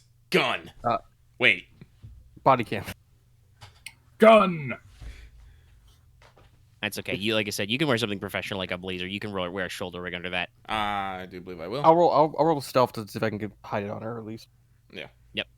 Roll stealth to conceal camera and mic. Activate glasses. No one knows who I am now. Glasses make up different hairstyle. Mm-hmm. Cover your dark circles. Yeah, there's a lot of foundation going on. That's a 40. All right. At a pass 54. for you, I think that is. Good. Yeah. Yeah. All right. Yep. Check the button cam under a lapel. Put a pin of something on the other lapel to be more eye catching. Slip the mic on the inside of a collar. Sure, it gets a little scratchy sometimes when, Carol walks or something, but nobody can see it, so. Perf. So, by the time, home plate team is up and running, surveillance team, you guys can probably wake up because it's fully dawn. You don't need to do your shifting anymore. Dunstan has not left his house yet. Oh. Huh. It appears that he is not an early riser. Okay. So, do you guys want to stay on him until he leaves, or do you want to pull back for backup? Because currently, I'll actually communicate back with the team to see what they would suggest. Because your current plan, to remind everybody, because it has been an hour and a half, Mormo is going to put on this maintenance jumpsuit that is in no way suspicious. I hope you washed it and changed the name. There's definitely not a little bit of blood and gravel on the backside. And just lurk, while Benowitz will watch Kara's surveillance feed from where? Through my computer and probably in the car in the parking lot. Yeah, so you're just gonna park the car in the parking lot, leave your laptop on your lap. Got it. Yeah, and I'll give her feedback through the earpiece. Yeah, so that's your current setup. What do you guys want to do about the surveillance team you got out in the field? Suppose if we're not really needed, we might as well keep track of them. We'll keep track, and if things are alert, we'll message you to floor it to hear. Does it look like Diamondstein is living with anyone else? Nope. Interesting. Probably you guys are laying low. You've already passed your alertness. Probably around 7:30, you see somebody show up. You think it is a cook. The cook does not live there, but somebody goes into his kitchen and starts working something up. So he has staff he hired. Yeah. That's an entry.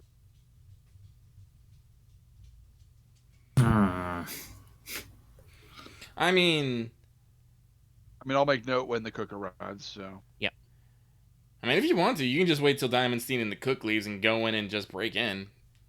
Yeah, that's true. And so, believe it or not, most home robberies do not happen in the middle of the night. It's usually the middle of the day when no one's around. Also, when the windows are open because it's hot. Well, you don't got to worry about that. It's foggy. Should be there, so. Yeah, the main thing is just that you know that he has cameras. Yeah. No, we shouldn't just go committing crimes willy-nilly. Says the guy already committed a crime. We don't know that. Several crimes. It's just... Fellas, right now it's just a missing persons report. Not yet. Not yet, It hasn't been 48 hours. He's not officially missing yet. Yeah. But all right, okay. Surveillance team stays in place. Team Other rolls up. So there have been a lot of disappearances around the area recently. It'll be fine. That is technically correct. So, Kara, you're just gonna roll up in. How do you want to access Distributely? Just go in the mall front desk. Yep. Okay. Blow through the counter. Hey, I'm here. I'm on business. Mm-hmm. Yep. All right. Give my name. Mormo. How do you want to enter? Basically, as a normal maintenance staff would, just very in the background, trolley. Quiet, pushing my cart. Just where'd you get a cart? It's a good question. Where did you get a cart? I mean, Are you just gonna walk by somebody's sanitation cart and steal it? Yoink! I mean, I assume people that do the maintenance are provided with materials, correct? Yeah, but you never don't take it home. Yeah. It's probably you'd have to I have to go find that first. Yes. I'm gonna go find where they have the maintenance materials. Okay, that's in the basement. Oh Jesus! All right. So you want to go hunting through the basement? Yup. Okay. Roll me pow times 5. Oh, want? No. Have to? Yes. Yes. Professor Momo has a bit, and he is committed to it. Yeah. I'm also very curious what that rhythmic sound coming from. Yeah, was that mic beeping is. or like clicking or not clicking, but like. It's either water dripping or somebody's tapping a metric. Oh, okay. So it was the fan blowing the lid of my water bottle repeatedly into the side of it. It's so specific. Fair enough. Dallas and his fucking god mics. How'd you do on Pow times 5, buddy? Oh, Pow times 5. Let me. Yeah. You don't want to. You don't want to going into the basement. Well, that's a 9. Followed by another 9. So yeah. What? You didn't say it? 9. Just 9. Okay. Oh, 9. You passed. 9 You're good. in total. All right. Yes. Without any trouble, you find maintenance only, employees only access down there. Pop down. You just follow the signs to the maintenance area, and nobody's around. You could just grab a trash cart, mop bucket, that kind of stuff. Yeah, I'm just gonna grab standard cleaning supplies. Yeah. And then just go back to office. Distributely in their bases. So you're probably near the warehouse area or something. Yeah. Unless do you want to actually go into the cube farm? Yeah, I do want to go into the cube farm area. All right. They're tapping away. You guys can now notice, Kara, as you're led back, you see Mormo, jumpsuit, cap pulled low over his hair. I'm going to begin cleaning. Working a push broom. Dumping waste paper baskets into there. Mormo, as you dump out waste paper baskets, my God, these guys really like drawing black rectangles in pen. Huh. Cool. The algorithm is good. Oh, right. These people are insane. I forgot about that. Yeah. Efficiency is good. The gun is good. No. Break so evil. The United States Postal Service is evil. That might be true. No. I'll take them over Amazon or Distributively. I mean, Jeff Bezos did have some comments about our president's comments about inflation, and I would like him to kindly shut the fuck up. I feel like Jeff Bezos is actually a super... Like, I feel like people that he's not just quite as bad as Elon Elon Musk, who's actually just a supervillain. Spoiler. Yeah. He's just a James Bond villain, really committing to the bit. Well, Jeff Bezos looks like Lex Luthor. He just looks like Lex Luthor. Yeah. But anyway, let's talk about a fictional, Fortune 500 tech genius that Kara may or may not blow away immediately. We don't know yet. But yeah, so Kara, as you walk by, many employees are head down, clocking away, data entry, shipping labels, print label, ship it, box it.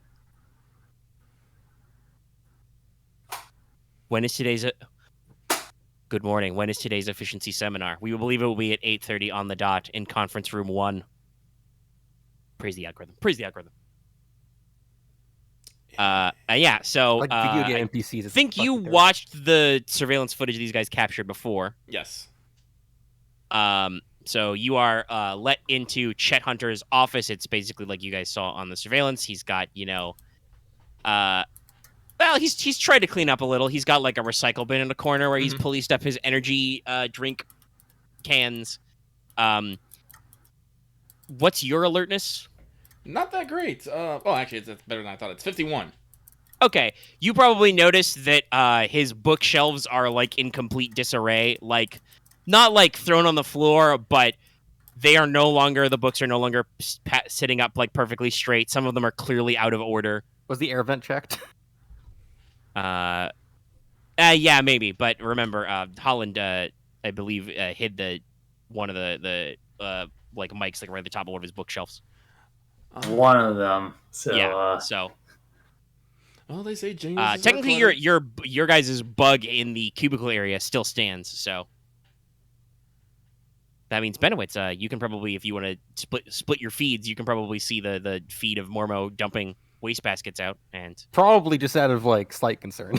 Yeah, Kara's body cam and mic footage. You guys are all earpiece together, so. Mm-hmm.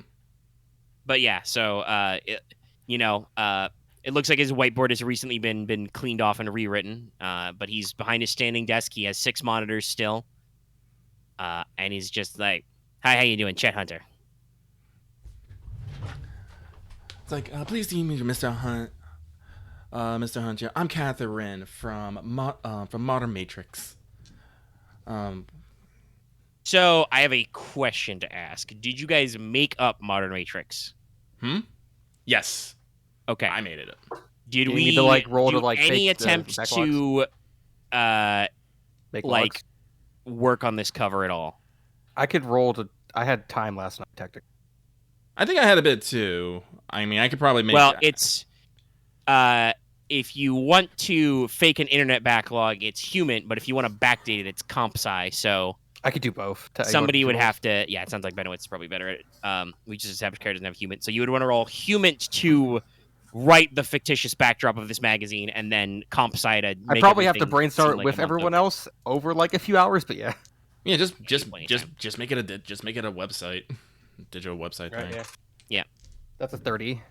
That. Okay, human. The fake posts are good. Now roll comp sci to correctly backdate them. That's a 51 out of 58. Good. Okay, all right. Yes, perfectly backdated. How far back do you want to go? In fact, like how much? 6 months, a year, 5 years. What are you thinking? I was thinking a year or two, but depending on how deep you want to go. I mean, I'm working with whatever. Like, this is your specialty. I will just lie to fit whatever you come up with. Let's say like a year and a few months. Then we are not exactly a year. That's probably good.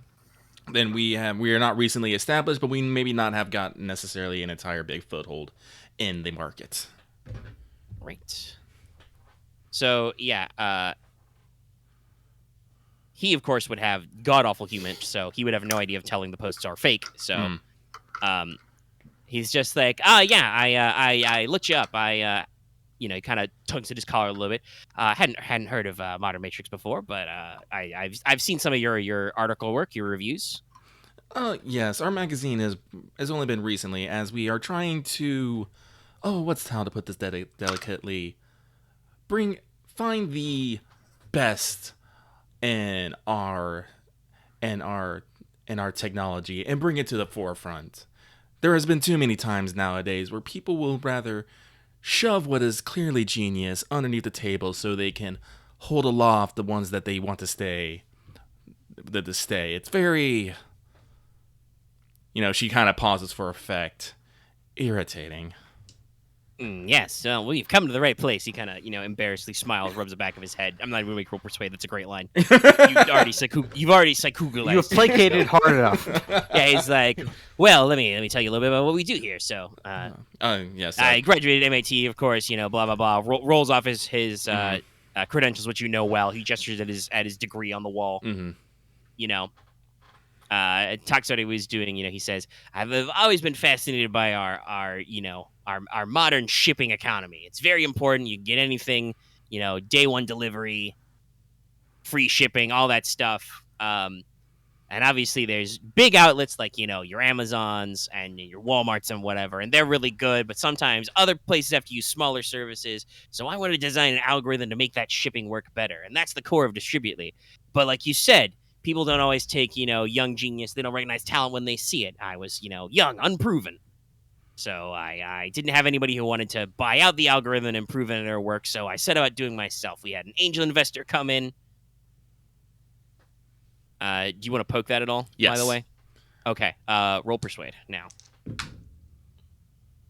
That is a 17 out of 60.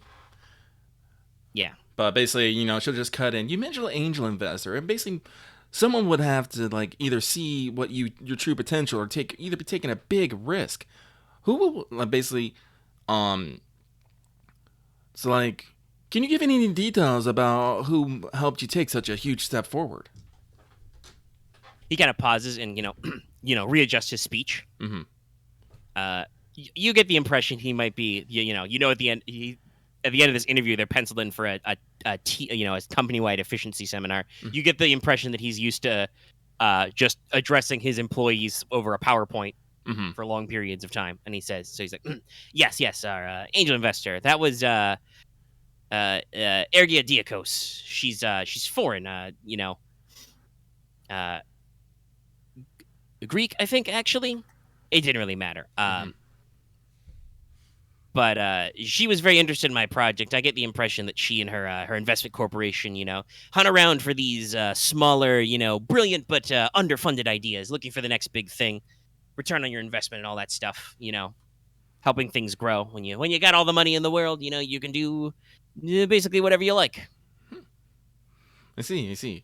Carter will basically ask a few questions about basically his initial startup and whatnot, but she does want to lean a little bit on of how he ended up here at the High Noon Mall.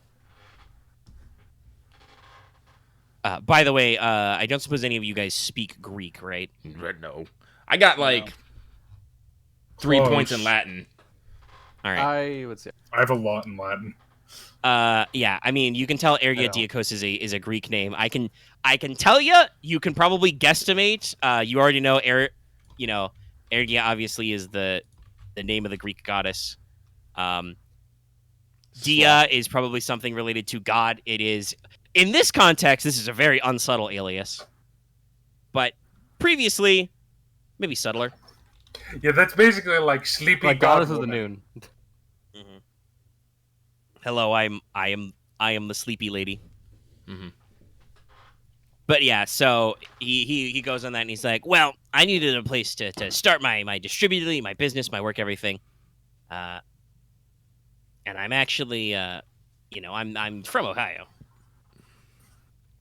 Originally, it was a scholarship, obviously, that got me out to good old MIT. So I wanted to come back to my home state, run the business, see the fam, all the fun stuff. Not originally from here, but it was around that time that this mall came up, actually, and I believe that Miss Diakos had some interaction of some sort with Meridian, maybe some investment of their own in there, all that stuff. But yeah, it was just there was this new property coming up, and Diakos offered me, hardware investments, monetary investments, acquiring everything. Our algorithm is very sophisticated, it's very, very powerful, requires a lot of efficient computers to run round the clock to guarantee the delivery date and time that the people want. It's very successful, People from all over town are ordering, and even all over the state can access our servers. Kara will fawn a little bit, talk about how she even just this morning she needed something real quick and she ordered, and sure enough it was there bright and early one morning. Try to stroke his ego a little bit. No, it's easy. Mm-hmm. Yeah. Yeah. But at this point, Kara will probably try to lean the conversation towards the algorithm itself, and basically asks if he can do a basic explanation of it or not. Kara will not profess that she is the most well learned, but she does have a basic understanding of many things. Kara, what's your computer science? 0. Okay. Do I have to feed her stuff for the mic? The explanation he gives you do not follow at all. Very well then. It's like, key processes through the routing server, algorithmically determined via heuristic processing, all that kind of stuff. I would at least not to look like a fucking idiot and pretend that I actually know what he's saying. Yeah, no. We've discussed it before. Your persuasion rate is very high. Your charisma is very high. You can fake it till you make it. Exactly. What's your computer science, Benowitz? Because you're listening. 58. Okay. I would still like you to roll computer science. Fair enough. It's probably it's reaching there, huh? That's a 41. Okay. About 50% of what this guy says, bullshit. Buzzwords. Fake. Oh. CEO shit. Okay. Yeah, it sounds good in an interview. It doesn't fucking mean anything. But at the core of what he's talking about, he is saying that he has a functional computer algorithm, like a piece of code, that if you feed it a destination, it will calculate optimal shipping routes, charges, times to get everything there in a timely manner. Down to the point where it will tell them to put it out at 5 p.m. rather than 4 p.m. because the delivery truck will be coming back so it can go out faster. It can also do this for shipping placement. It will tell you, that customers order refrigerators at X time, so you need to stock them at this block for this loading dock, etc. Whereas customers do not order out, but rather come to deliver or pick up items of this size. You put them in this pot in the warehouse. It is all like very complex. And if his algorithm performs like he says it does, this is, in fact, revolutionary. According to him, it is supposed to be heuristic. It is supposed to be a learning algorithm, which means that as you feed it more intel, more data, it gets better and better at predicting the right times to do everything and when to deliver and all this stuff. He talks about at the end, he punches out, I think if we can feed our algorithm enough data and we can build the logistics to support it, the infrastructure and everything behind it, the cars and everything, that at one point, my algorithm can learn what you want before you want it. It can deliver you your groceries before you realize you're out of them. And if we, if other secondary technologies grow, we could have self-piloted delivery trucks and everything. It would totally work out everything you need. Now, of course, we're probably a few years away from that because it's only running in a while very expensive and very high quality, it's running a handful of servers right through there. Actually, he points at the mainframe no access door in the back. Mm-hmm. Ask if you can see it. Take a look. Hang on.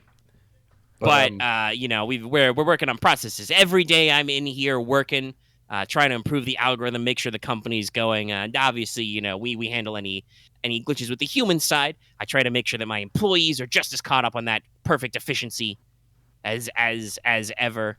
In fact, in about 10 minutes, I've got a seminar scheduled. You can observe if you like, but I need to maintain the perfect timing with my employees. Everything must be punctual, efficient. Handler, just to ask, considering what Benowitz knows of computer science, would this lay off stuff that's like beyond like even what's in like private military testing, like AI database stuff?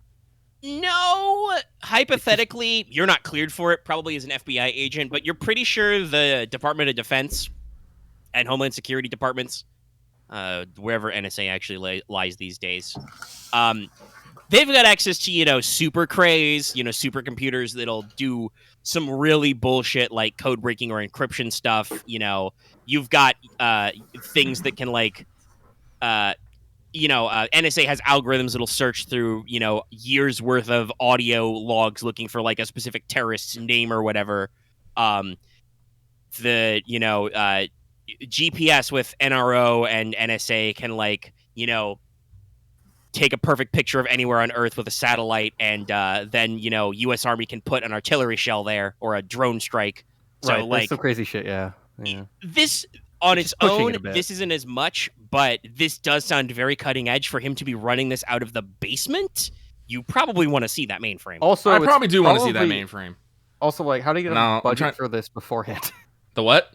Angel investor is all that, which would probably... nobody on this team has fucking accounting, right? That's our weakness. I have 11%, but... Okay. To ask, Omega. I have 1 point more than base. Just for future reference. Yeah. Is there a mainframe access door within the cube farm? No. Okay. The only door access is through his office. That's weird. Also, probably not the fire code. Oh, yeah, that's probably not safe. Definitely not the code. No, I think I'm not gonna ask him now, but I'll ask a couple questions, and Kara will express interest in seeing this seminar if it's okay, and maybe potentially extending this interview. Sure. It's an efficiency seminar, so of course it'll be highly efficient. Of course. I don't know if you want to ask him about the people in the cube farm saying monomyth and about boxes, but yeah. No, actually it's perfect. If I actually see his seminar with all of his employees, it's a perfect segue for me to talk about his employees. True. Yeah. So Kara will basically be like, Kara will basically, what's the word I want to use here? Basically break off just long enough so she can go to the seminar, so she won't be up in his grill entirely.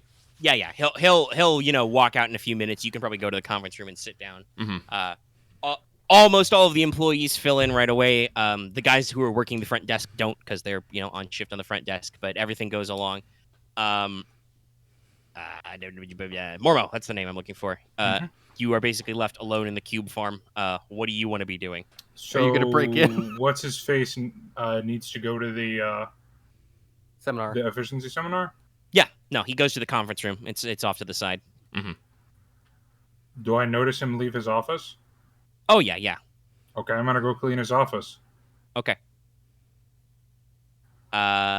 Roll stealth. Why? Because you're probably not. He probably doesn't. So first, Okay, well, if you don't roll stealth, he starts to see to go there. He actually pauses and he's like, catch you by the shoulder. There's no need to clean today. It's fine. I already cleaned up last okay, night. I will say in French. Okay. Oh, yes, oui.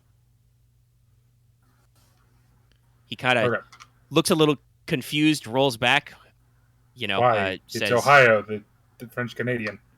He says, probably like, oh, pardon. Goes about his business. Mm-hmm. He speaks a little French because, of course, That's he does. fair. The tool. I mean, to be fair, in Ohio, that does make more sense. It's true. Quebec is not that far. It's across the lake. But Chet Hunter does not speak French to communicate better with the French Canadians. He knows business French. That's fair. He speaks French because he's absolutely the kind of tool who's like, dude, chicks dig French. I'm like, du fromage. High fives all around, everybody. But yeah, so maybe I can try that. He will tell you that he doesn't want his room cleaned. Do you want to go in anyway? Oh God, yes. Okay. now we're actually. Do you want to roll stealth now? Yes, now I will roll stealth. All right.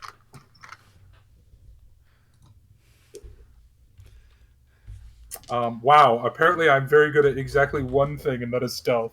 4. All right. You are the janitor. You are completely silent. Yeah. Mormo I'm gonna make a beeline for that door I'm not supposed to be in. All right. If you're on the other side of the door, no one will notice you were there. Exactly. Because Well, I guess the question is, how were you conducting the interview? Because he's at a standing desk. So, did you sit down? Yes. Yeah, he probably try to peek down your blouse or something in a second. Okay, so he's not. I'm completely immune to the female charm. Excellent. No. I will try to seduce him into the mainframe. If Dallas doesn't blow it up. He's not all. He's I'm not not gonna all blow it business. up. No. Well, unless yeah, it's a computer made of. Unless it's the master and it's a. Unless it's Videodrome. Then I might blow it up. It's like Videodrome, maybe. All right. So let's do the start of the seminar first. Do I have to roll sand? I might. I'm trying to find in my notes because I don't think you roll sand, but there's something that happens. Roll sand for boredom. I'm a little surprised that there's actually notes on the seminar. Yes. Yeah, Make a POW ×5 roll. Yeah, it's a willpower check. Oh, here we go. It's a power check. I'm sure they're pretty good at that. So. Because ooh boy. It's bad. I roll a 60 out of 70. Okay, you're good. You don't lose a D4 willpower. Thank God. Because that is how mind-numbing this is. Chet literally gets in the podium. He's got the projector behind him, and he just starts. He shows. He blasts meaningless jargon, motivational phrases, all that stuff. He shows their latest numbers, their number projections. These numbers are up. These numbers are down. It's good. Line go up. It's like a he cartoon. Throws in line go up type stuff. He throws in crappy dated memes from 10 years ago and references, weird obscure references to philosophy and literature.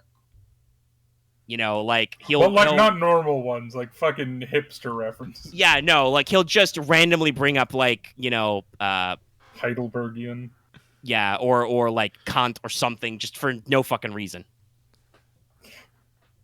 It's not even the typical stuff. He has Sun Tzu quotes at the appropriate points, but this is extra.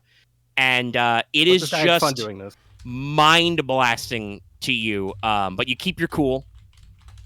And the employees watch with rapt attention, almost religious zeal. There's a lot of clasping of hands, nodding, bowing of heads along with the numbers. Line go up, line go up.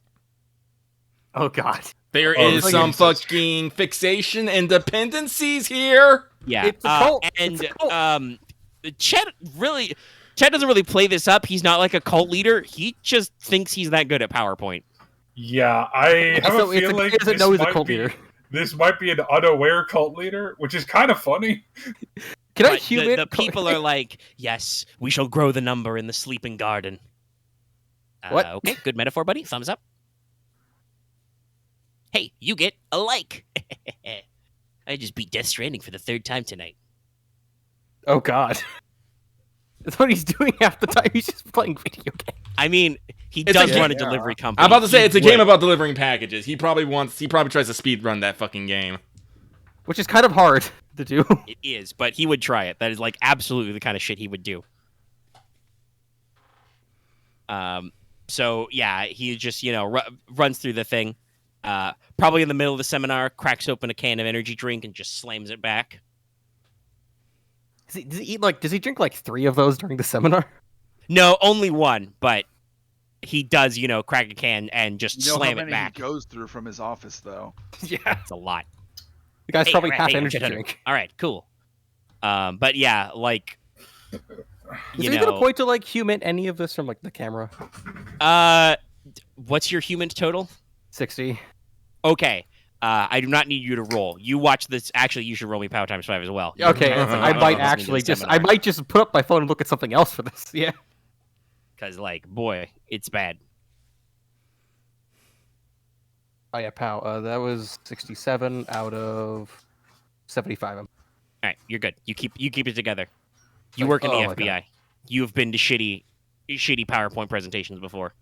It's like usually it's not like this cartoonishly stupid. No, like it's bad, but that's usually stuff like, sensitivity training type stuff or catching you up in the latest legal procedures, whatever. This is like he's talking about how we can make our numbers go better and we can make our, deficiencies there. It's like talking about literally nothing. Yeah. He just talks in circles and these guys eat it up. So with your 60% human, these people who work here in these uniforms, they are clearly out of touch with reality. Like, something about this process or the mall or whatever is, like, making them go loopy. They are acting like dyed-in-the-wool cultists. The problem is, you guys in the FBI having studied these kinds of things, for operations and stuff, Chet Hunter is not the model of a, charismatic cult leader. He's a dork who's fresh out of... He's just... he's a dork who's fresh out of college who genuinely believes that he's got a world-changing idea and somebody has given him a blank check to make it happen. And so, like, yes, he is not a megalomaniac. He has a giant ego because he thinks that whatever he does will turn out perfect because his math says so. He's just a narcissist. Yeah, but he's like just a narcissist college guy. He's simply convinced that everything will work out perfectly for him because he's a fucking genius. Lo and behold, we understand that that's not how that works. But, yeah, he just seems like a normal tech genius, fresh out of college kid who could probably use he's like a couple of lessons in the School of Hard Knocks. Yeah. Well, it's an interesting thing that I'm kind of starting to piece together about the whole demon, the Noonday Demon, in that it's very, very socially predatory. Like, you have the cultist who obviously was searching for power, was easily convinced. You have this guy who you apply to his ego. You have an older guy looking for his past. It's like this demon is giving all these people what they want. And I would say, I mean, if you guys have earbuds, so you might even be able to talk about this. Kara has enough psychotherapy. I don't think anybody has like a sociology or anything, but Mormo, you've got a shitload of history though, right? Yes.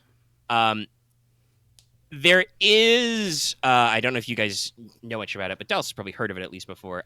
If you know about the concept of enemy,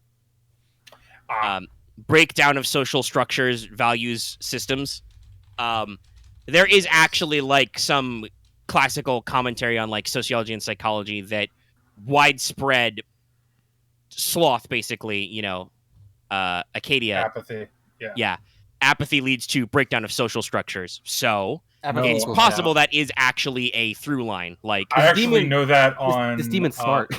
I did this is going to sound nerdy as shit, and it is. I fully accept that. I did basically in my psychology class, I did a thesis breakdown on Persona 3. And that was one of the main themes that I came Apathy out syndrome with. is a cool thing to dissect. Yeah, apathy syndrome but that it turns into the breakdown of everything. So yeah. Well, you don't think this is quite in this case literal entropy, but yeah, this is not like we're not going like full Mad Max, Day of the Dead type shit yet. But as you guys have noticed, the structures that are created in the mall seem to create issues where the social order starts to get weird and people don't act like normal. There's no reason without to care. any You're doing your own obvious thing. like psychological prompting, as we've said. Like while this fucking presentation full of math and bad memes is incredibly mind-numbing, it's so like dull and pointless.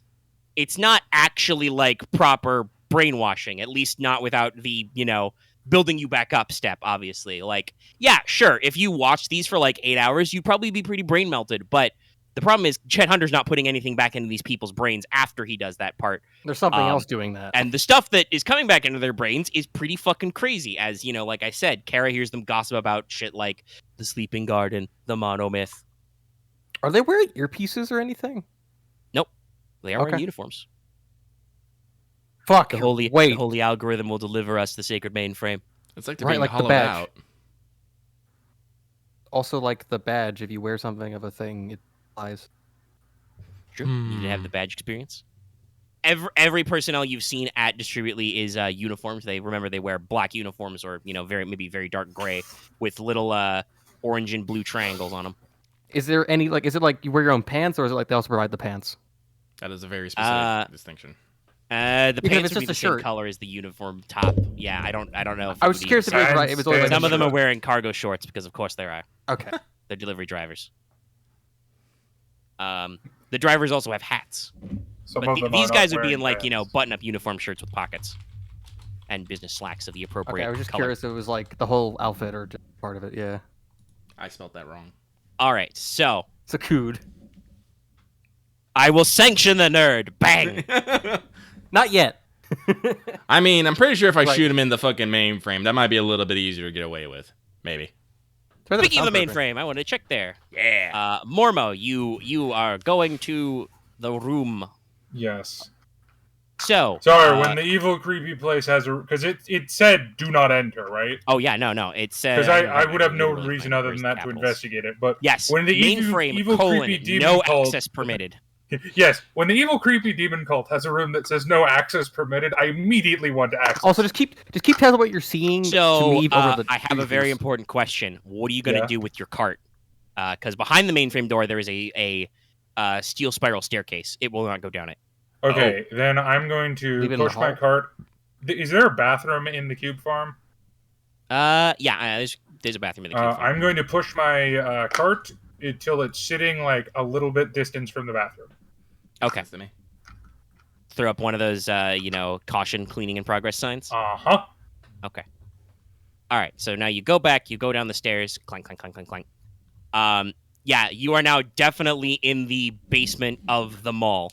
And first of all, damn, it's cold. You wish you brought a parka or a scarf, maybe some gloves. ServerUs. You can hear huge whirring fans. You can see the directly piped infrastructure of the basement level of the mall in here. You see the water lines, the power lines, the phone lines, the coolant lines. That's new.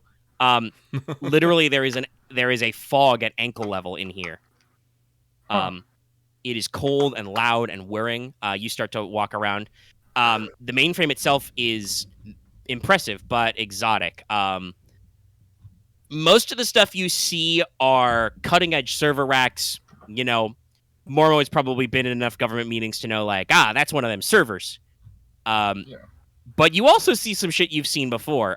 Several sections of this mainframe are plugged into reel-to-reel tapes and vacuum tubes. There are piles of punch cards. The fuck? And there's some more advanced shit you have no handle on. Yeah. This is just... I'm going to start taking pictures. Yep, you take pictures with your phone. Well, no, with my camera. Oh, your camera. Probably in your Yeah, pocket. so there is a like interface console with a monitor and a keyboard. Everything's plugged in here. You don't know anything about computers, so you probably can't work it out there. Yeah, but, no, I'm not gonna bother. Yeah, so you take some camera pictures. Anything else you want to do in here? I want to see if there's any other doors.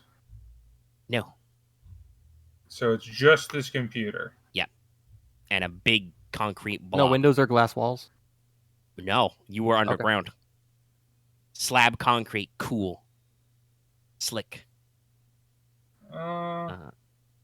You do probably notice some, like, fuse boxes and redundancy and controls to keep all the systems going, It has to be kept at a constantly cooled state. There's just the computer in here? Yes. Gotcha. It is, in fact, just the mainframe access it says on the door. Okie dokie. I'm going to Good place for a probably head bomb. back up then. Alrighty. You had plenty of time to do this. I'll let you get back to your cart before they break. Well, I'm also going to do some other stuff then. Alright, sure. I wanted to, because I know how normal computers work. I don't know how that fucking thing works.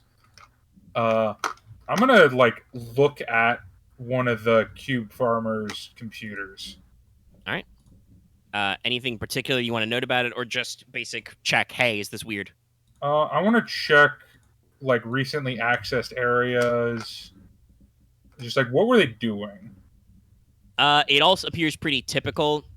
You're not really, like, well-versed in, like, business science or logistics or anything, but most of what it seems they do back here is they take orders, the algorithm, the mainframe in the basement, like, receives the orders from their web server and spits them back to up here, and they're like, print this shipping label, get this item from this area, put it on the dock at this time, etc. So they are mostly printing labels, they're telling the warehouse crew what to grab where, they are restocking items that are low. The main thing you catch with even a casual observation, because you're pretty brainy, right? Your int's pretty good. I have smart. I won't even make you roll int. I think I'm the second most intelligent in it. They are definitely, like, fully reliant on the mainframe and the algorithm. Like, so they're kind of not. None of the peons are particularly intelligently gifted.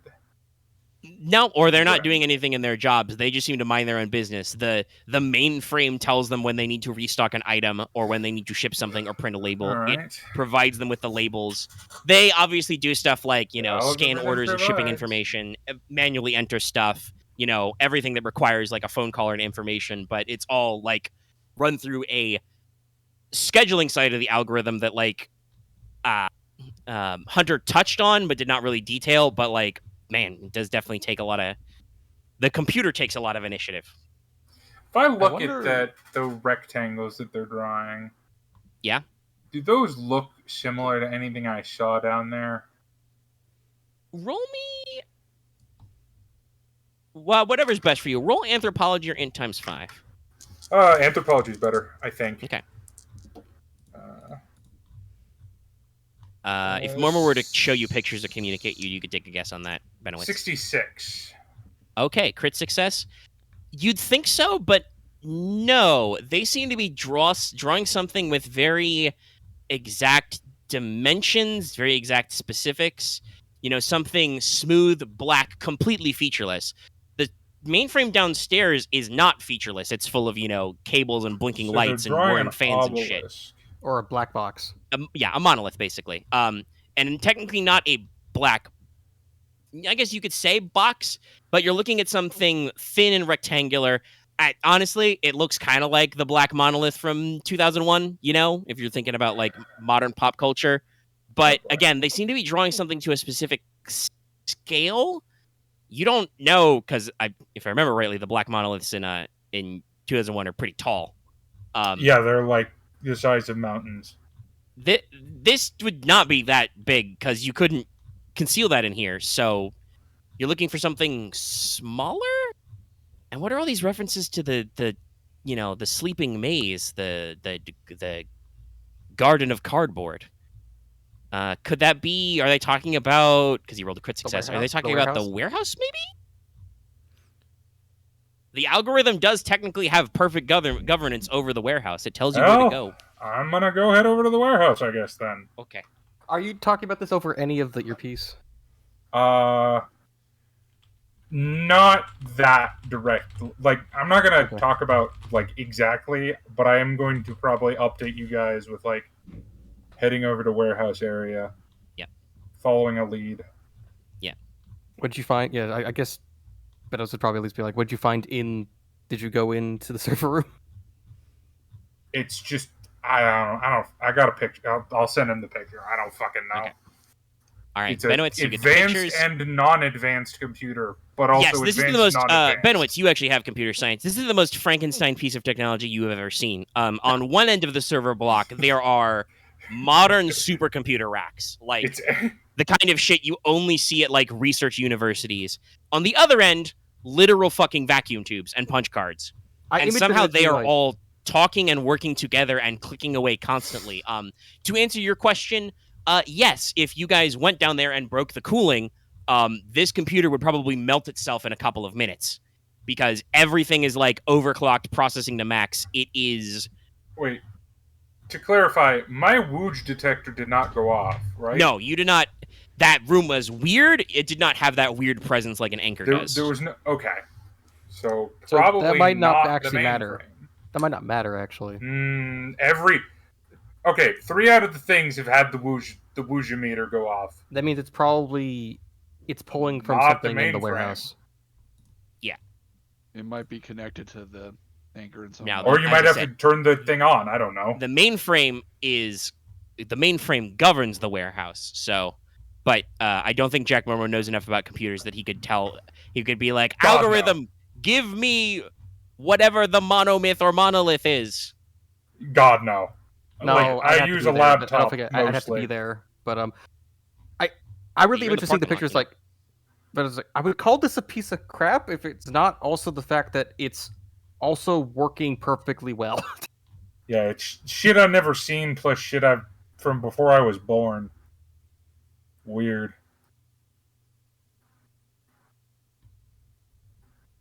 Fucking hell. Yeah. Anyway, I'll let Kara work on this angle. I don't know. All right. So you go to the warehouse. About this time, employees filter back in an orderly fashion. They all stand in unison and go back to their cubes. Hunter comes up to you and he's like, "Hey, what'd you think of the presentation? It's efficient, right? Numbers go up." Very. Kara, we'll think about it, and just like, no, it was like, yes, it was very efficient. It was very efficient. And she'll remark about the she'll talk a little bit about the use of the graphs and the numbers and whatnot, and try and play along. Counter bullshit. Yeah, constantly gathering, intel. So I have all the latest charts. Mm-hmm. I'm trying not to go too Zap Brannigan with this voice. What drives a man to neutrality? Let's see here, but we do have a thing. Yeah, but I guess the thing is, like, do you want to continue the interview in his office, like drive him back there, or go back there? Yeah, let's go back to the office right now. I'm gonna see if I can talk to him about I'm gonna try to talk about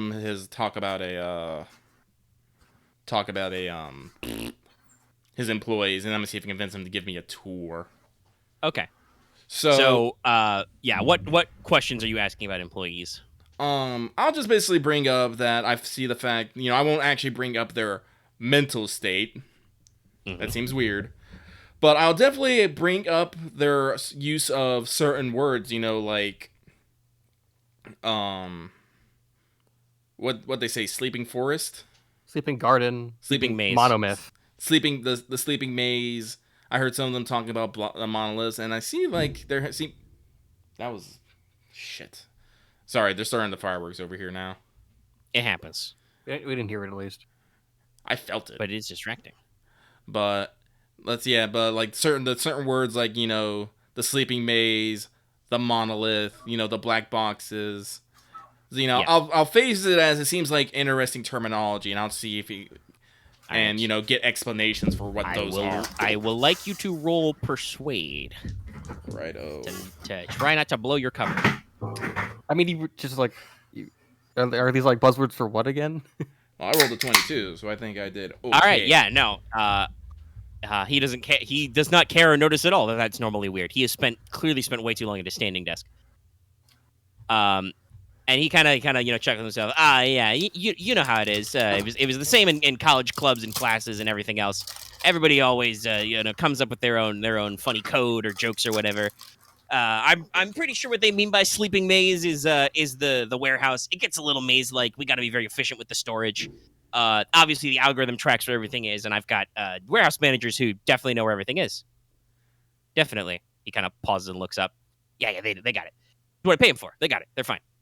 I'm pretty sure we're joking when we say the sacred mainframe and the holy algorithm. There's no God in my machine, Miss. Out of character, he says your last name correctly. The GM, don't remember because you said it like twice. It was Catherine something. I can't remember either.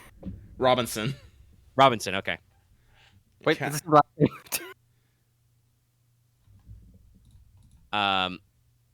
But oh no, it was just Robin. That's what. It was Catherine Robert. Robin. Yeah, it was Robert. Yeah, Robert. This is why I always go with references. They're easy to remember. Right. There's no God in my machine. It's all just math and precision and a lot of coolant. But just ones, zeros. Push some buttons, get some letters, some alphanumeric, and it just does the stuff. It's all just data. Everything's data. You and me, we're data. I don't really know. I mean, I guess you could call the mainframe a monolith, but it's not really because it's kind of like a bunch of machines strung together. I don't remember what that one's about. Maybe I'll ask them about that next time we've got a team building exercise. Do some trust falls, ask some questions. Mm-hmm. But yeah, anything else you want to? If he doesn't know exactly what the monolith is, and he seems to not know what that is. God, well, yeah, actually, let me double check something. Sadly, I think this schmuck might be innocent. Or at least ignorant. Kara, what's your human total? 11. I mean, I'll roll it. Yeah, you should roll it. I'm on the feeds too, but I guess Benowitz, you're watching. Roll your human as well. I got I started watching it, so it's like I have feeded. Technically, this ain't a bad roll. I rolled a 29, but like I said, it's 11. Yeah, so make a check mark, but you do not pass.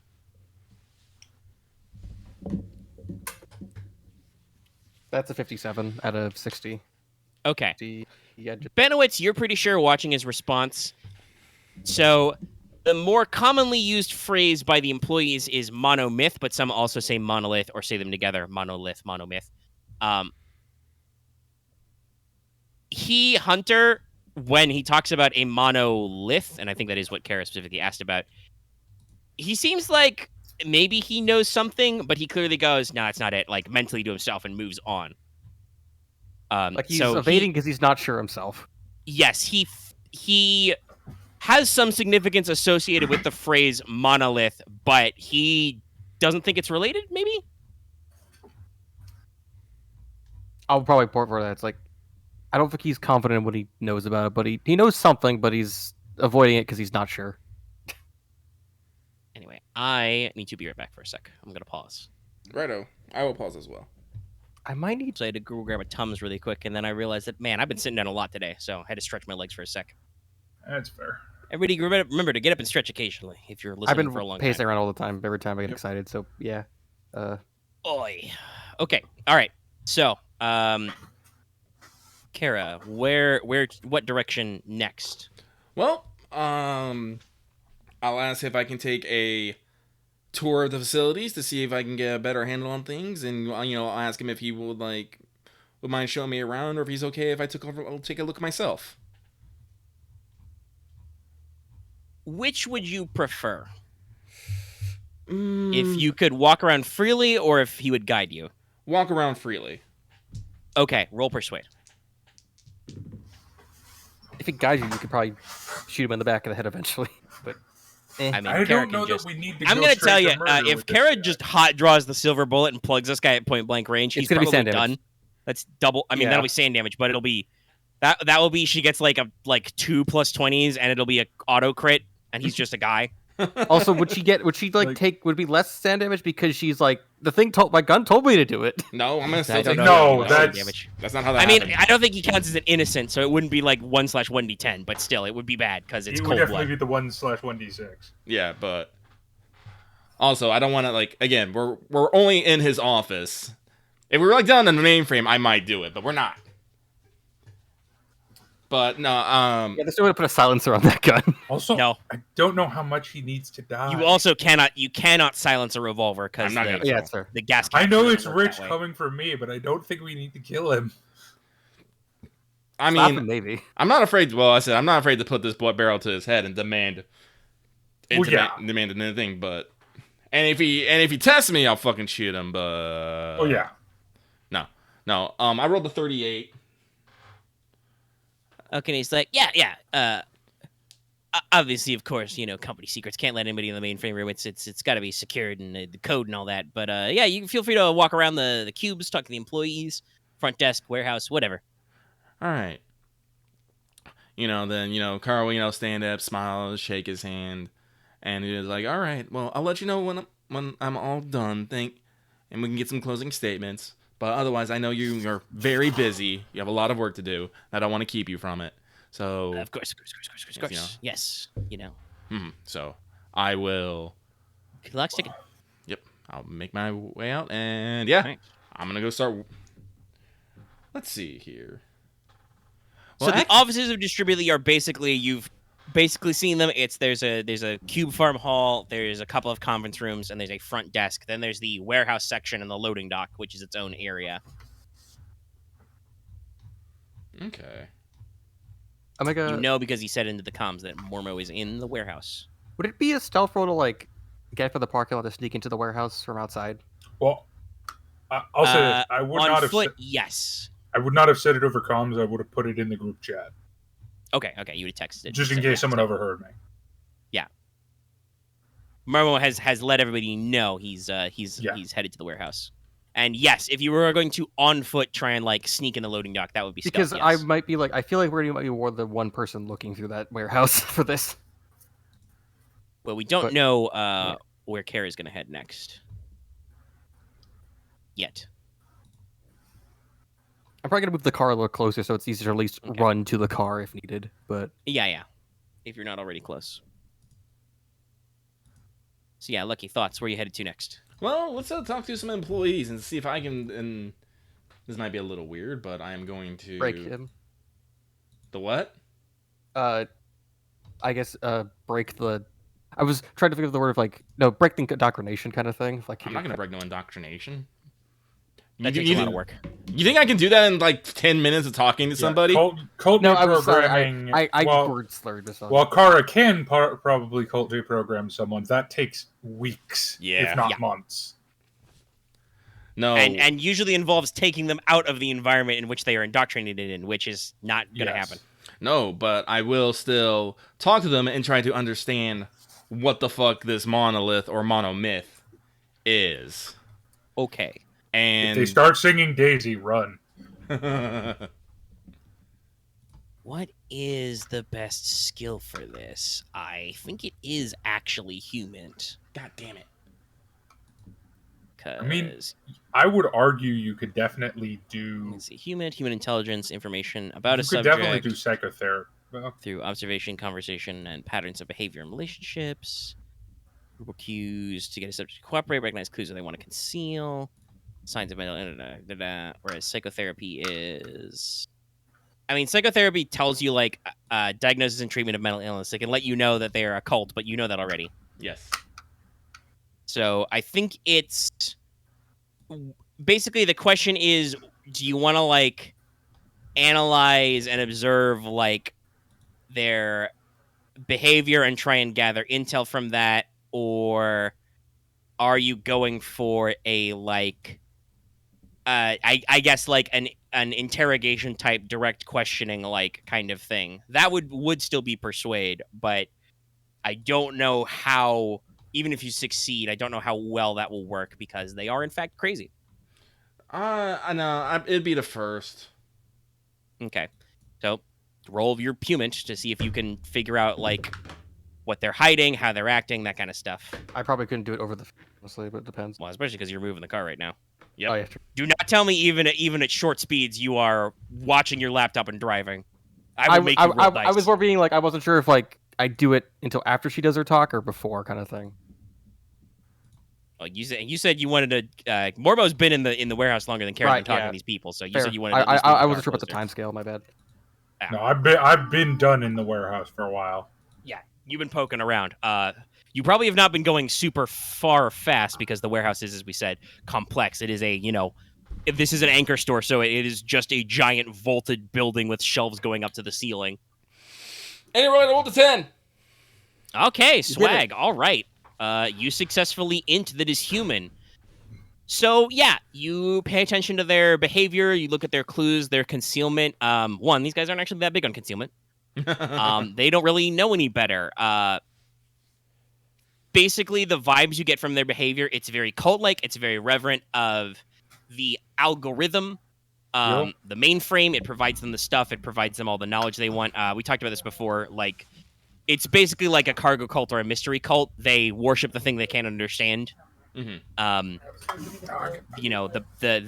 They feed the algorithm, the mainframe, their data, and it spits back out, efficiency, products, whatever. So, like, to them, the mainframe and the algorithm are the power over the warehouse. You do figure out that is what they mean by sleeping maze. Okay. But with your success, though, you try and drill down on what the monomyth or monolith is. They don't, like I said, they don't really have the wherewithal to, like, hide information from you. They've seen you hanging out with Chet. You attended this seminar, so they just think you're, part of the system. You haven't. It's like the Matrix. You haven't done anything to make any or Inception. You haven't done anything to make everybody aware that you're not supposed to be here, right? Sick. So, you ask them about what they mean by, monolith or monolith. It's really weird and confusing. The best you can get is that they describe the mono. First of all, monolith and monomyth are the same thing. Okay. They just, for some reason, there's some kind of weird linguistic drift with them. Also possibly a linguistic grift. But the monolith is the key to the maze, the heart of the maze. With your level of unnatural in history in this, it sounds like they're describing an anchor, yes. The monolith is the heart. It is the rock, the brick, the foundation that all this is laid. The algorithm was made to hide the monomyth and protect the secrets. So they worship the algorithm and the monolith. So yeah, you can interpolate that however you will, because unfortunately it is a little scatterbrained by them because they are not exactly in their right minds. Man, I wish I could just go on my phone and order a monolith. No, that's not that. Sadly, if you check, that's not an option.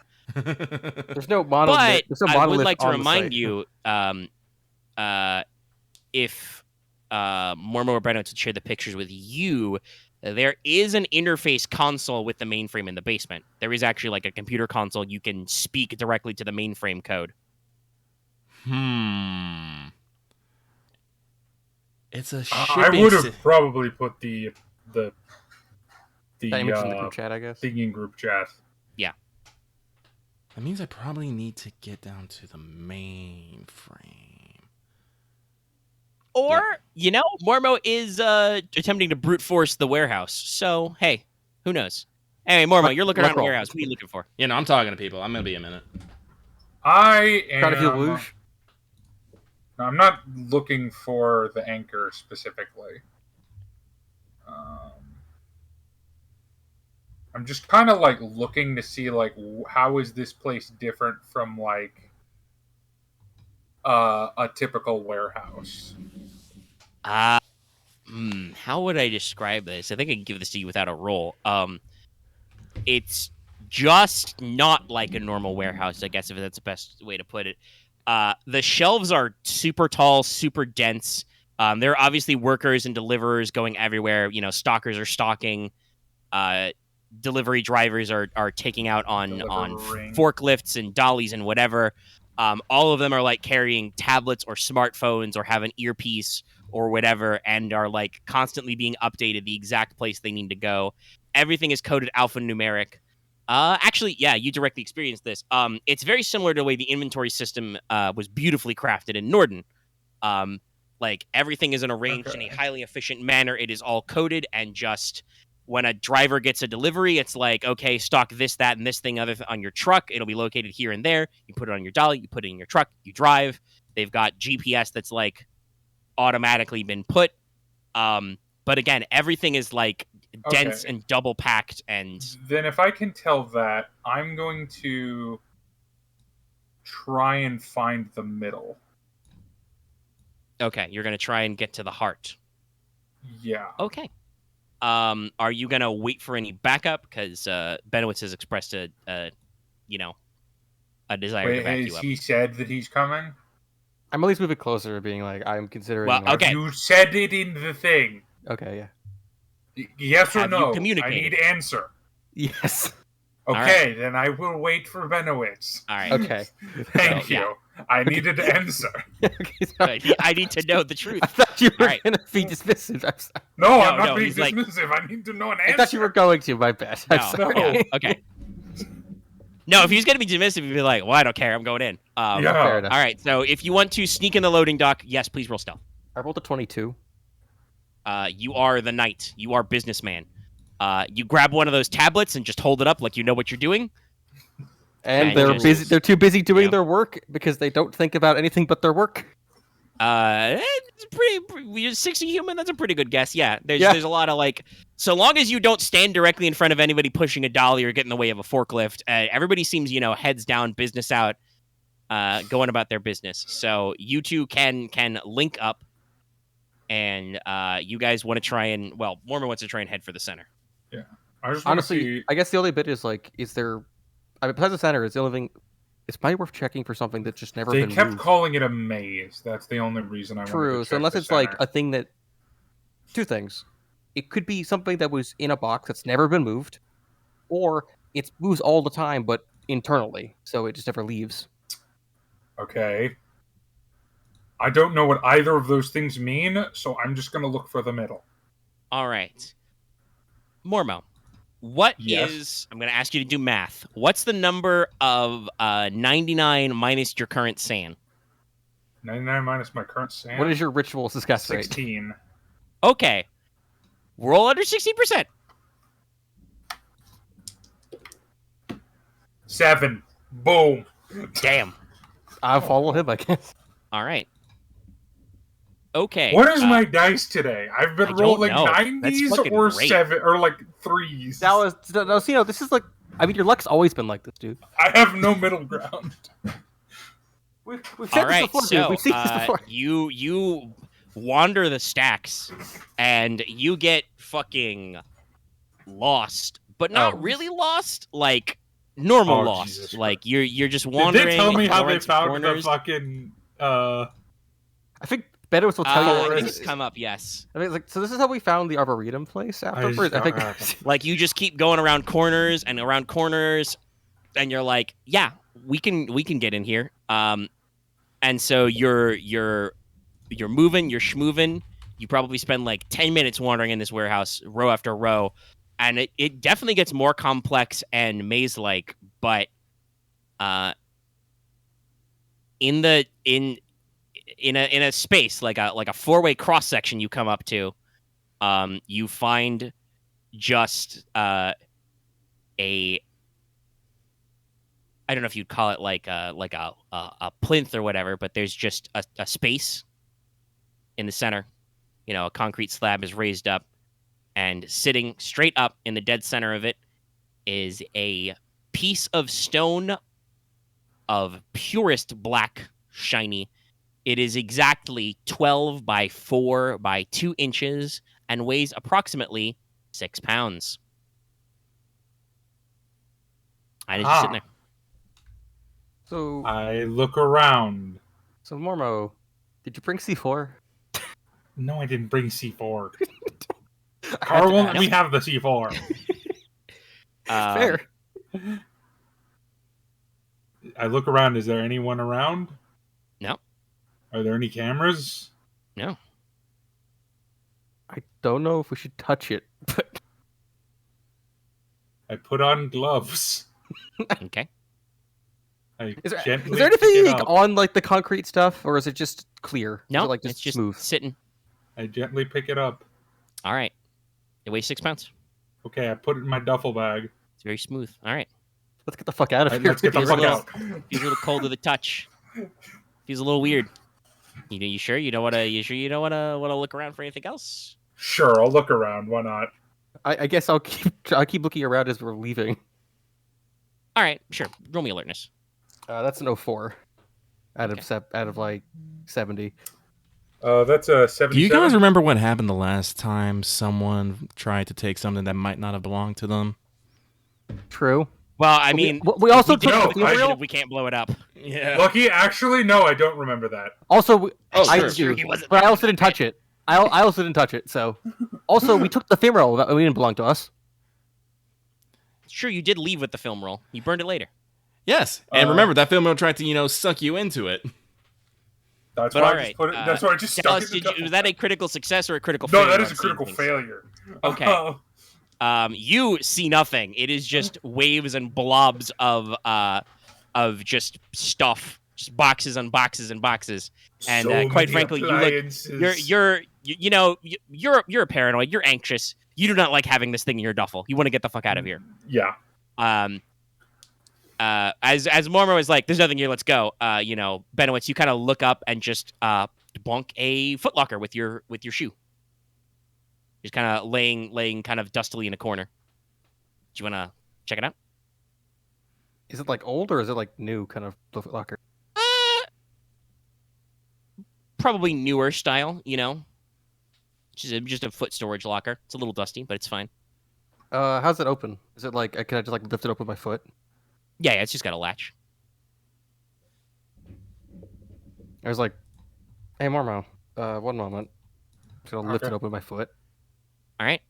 It's full of sheafs of loose paper. And you think there might be a paperback book tucked in there? I think so I physically did this where like I did like paused and I looked left to right and then behind me. Perfect. It's like I'm gonna go, I guess, reach down and pick up the book. All right. You pick up a paperback book. It is titled "Conflict on the Emerald Sea." The author is listed as Ron Blancy. Wait, the blurb on the the subtitle on the jacket, it says a brilliantly researched piece of alternate history. The blurb on the jacket describes when the Imperial Fourth Fleet is threatened on the Sargasso Sea, one young American naval officer must rise to the occasion. Sargasso Sea? What? You never heard of the Sargasso Sea? Yeah. Yeah. By the way, this is a Tom Clancy novel. Yes. No, this is a Ron Blancy novel. Right. Ron Blancy. Forgot. It is a brilliant piece of alternate history. It's just one letter off. I will say, looking in if you look in the actual footlocker at the pages, they look like either drafts or essays about alternate history or are literal transcriptions or print screens of althistory.com. I'll go through this or out of this. How big is a footlocker? How big is a footlocker, would you say? I mean, it's it goes to the foot of your bed, so probably a couple feet across. It's going in the duffel bag. Yeah, you can fit it in a duffel. Yeah, I'll just pocket the book and I'll look at this later. Not right now. We have to get out of here. Okay. Because I'm actually interested in this nerdy shit. Yeah. All right. It's like alt history. I went, ooh. Now, Mormo. Yes? I need you to roll under 16% to leave. Oh God. Jesus Christ. It's what was it again? No. What was it called again? 99 minus your current SAN. Not even you close. lose. How much willpower do you lose? I have 17% chance. I could roll. Can I try? Well, you can try next. Mormo, you lose 2 willpower. Okay. How much and sand? No sand. Okay, gotcha. You just experience like a wave of like lightheadedness and fatigue. Like you go around a couple corners and just your vision starts to go a little blurry.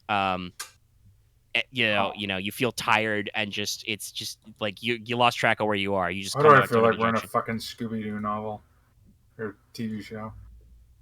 And you may not attempt again until somebody else has attempted because you're fucking All lost. right, So. we're gonna just get tired until we do this fucking hell. All right. Roll. Nah, that's a 75. No. Oh wow. All right, you lose 2 also willpower. All right. Can I just magically come across them? Well, so Kara, these guys say they're going into the warehouse, and they're gone for like 20 minutes. Mm-hmm. You've probably been done talking to people for at least 5, if not like 10 minutes. What do you want to do? Well, I was gonna go wander the warehouse and just try and get a vibe of the place. All right. Okay. So roll me your ritual activation roll. 99 minus your current sand. My current sand is 54. She's a way better chance than us. 40 chances. So that makes me what? Like 45% actually. Yeah, 45. There we go. I rolled an 11. Okay. You figured it out. I don't know what it means, but What's number 4? Uh-oh. Omega's consulting a chart. That's not good. No, I don't like that one. Let's try Oh, that's great. There we go. I was hoping we. Oh, I love it. We're gonna move it to 5. What? So, Kara, you're wandering around. You're going in there, and you just see a shoebox on a shelf. Oh, you find random nonsense. Great. I love random nonsense. You want to look at the shoebox? It's just like like it's not even like boxed up. It's just sitting there on a shelf. There's no other shoes anywhere. Sure. All right. You pop it open. You find that there is a half a dozen VHS tapes in here. Each of them is labeled BS or not, NRO Delta. BS or not, NRO Delta. And there's some other notes that says that the episodes are related to a show, which I'll specify for later because it's funny.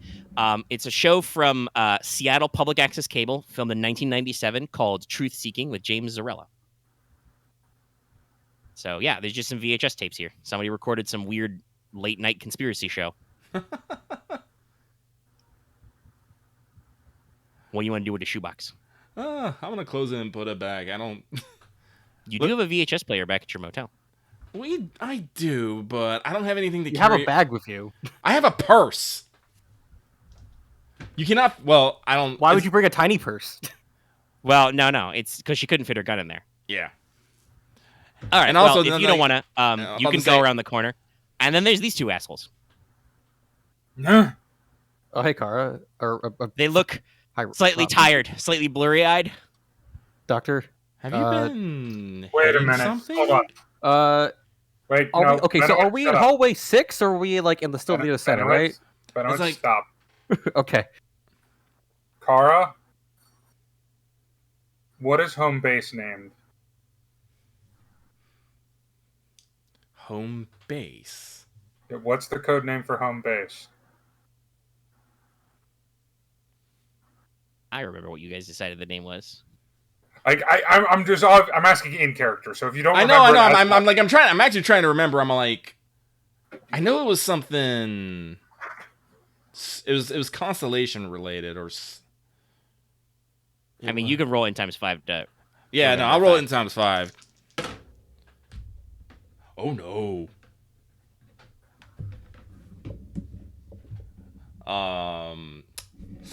So I rolled a 96 out of 90.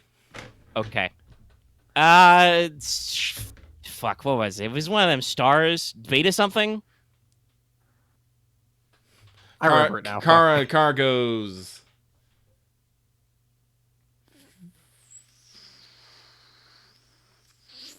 She just starts making like a like. Did you forget? Yeah, no, I fucking forgot. So, I mean, you can roll. Both of you can roll human on that. I mean, yeah. That's a 31. I fail my human, but okay, you check it. I do also believe Kara because she said like beta something, right? Yes, I would have said like I would have repeated what Omega said. Yeah. Okay, that's too close to be a random guess. Yeah. Also, Benowitz Kara didn't care for it about it anyway. Kara's body language seems consistent with Kara. It seems like she just doesn't remember what she called it. Sorry, weird shit's about. I just needed to be careful. We need to leave. Yeah, we need to go. Okay. It's Well, the exit's right around the corner there. We've been looking for it for the last 10 minutes. Yeah, sounds about right. Is the exit around the corner? Yes. Yeah, I know. Kara can just walk back. Huh. How about you show us? I can't be seen with you nerds. Well, okay. I mean, she can point you in the right direction. Okay, well, go around the corner. There's not anybody around. I know, but I'm. I know. You don't want to be seen leaving the blob of the Okay, world. I guess fine. it's okay. I get a bit. It's like, okay, this place is like the Arboretum. Okay. If Kara point me in the direction, I am already gone. All right, I guess I'm going there too. No, you go out separately from me. Okay. Well, actually, no, wait. Actually, if you guys are leaving, I'm gonna run job at it. Is that box still there? The monolith? The shoebox? Yeah. Yeah, no, it's there. If you go back down the hallway, yeah. Just give it to us. We'll take it with them. Yeah, no. It's like I'll grab it and then I'm gonna here, take this with you. Okay, I'll hand that one to Benowitz because I'm pretty sure my duffel bag is at capacity. You put a footlocker in there and a weird monolith. Yes, you're full. Yeah, let's go. Yeah. I have a question. Benowitz, do you look in the box first, or you just take it on faith?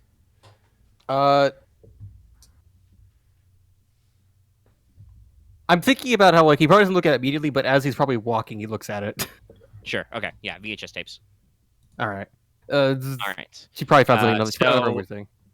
Benowitz, you roll stealth to leave the warehouse stealthily. Fair. I have to be. Yeah. Fair. That's a 50 on the dot. Okay, you're fine. You're carrying a box. You're clearly meant to be here. All right. I'm gonna go. Mormo, what do you want to do when you get out of there? I am going to.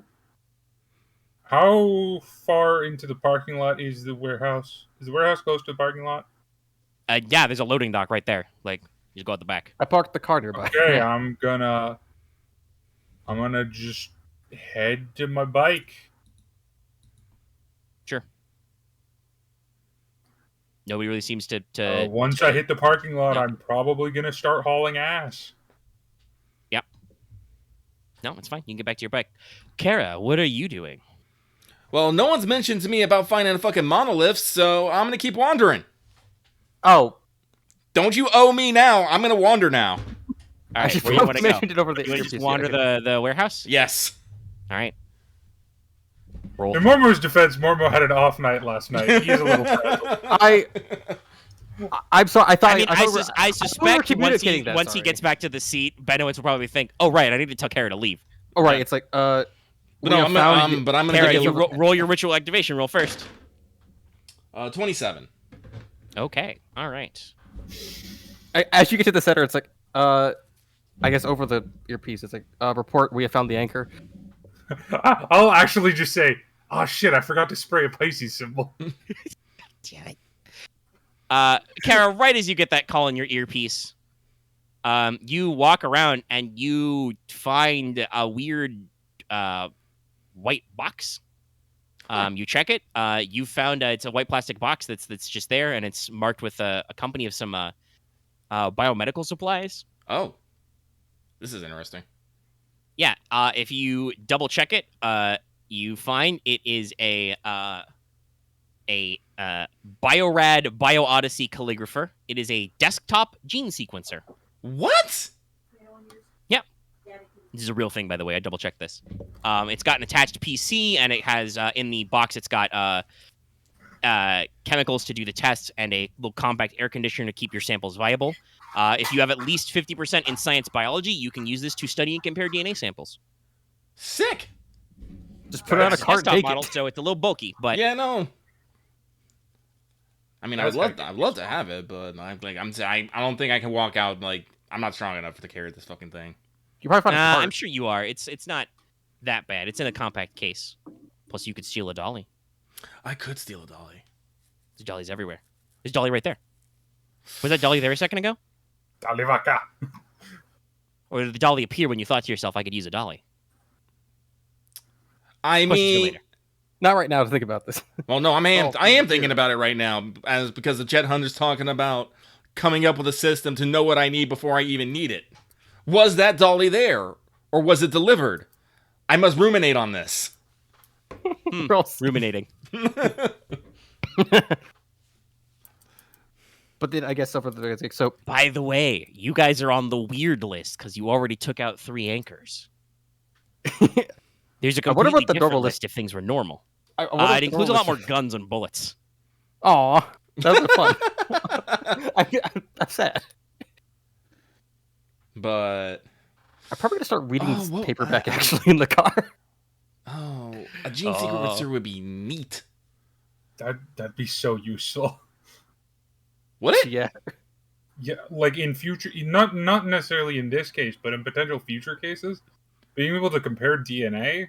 Might be able to tell who's a clone and who's not. I guess that's true. I guess that might happen. Body snatchers. I do think it comes with a carrying handle, so. And you could just leave the dolly at the entrance. Actually, but I think Benowitz would have made it known to you before he even made the call about the monolith that he was moving the car closer. So, all right, you do know that he's parked right outside the loading dock. Well, have I been seeing people? Have I been seeing the people move around?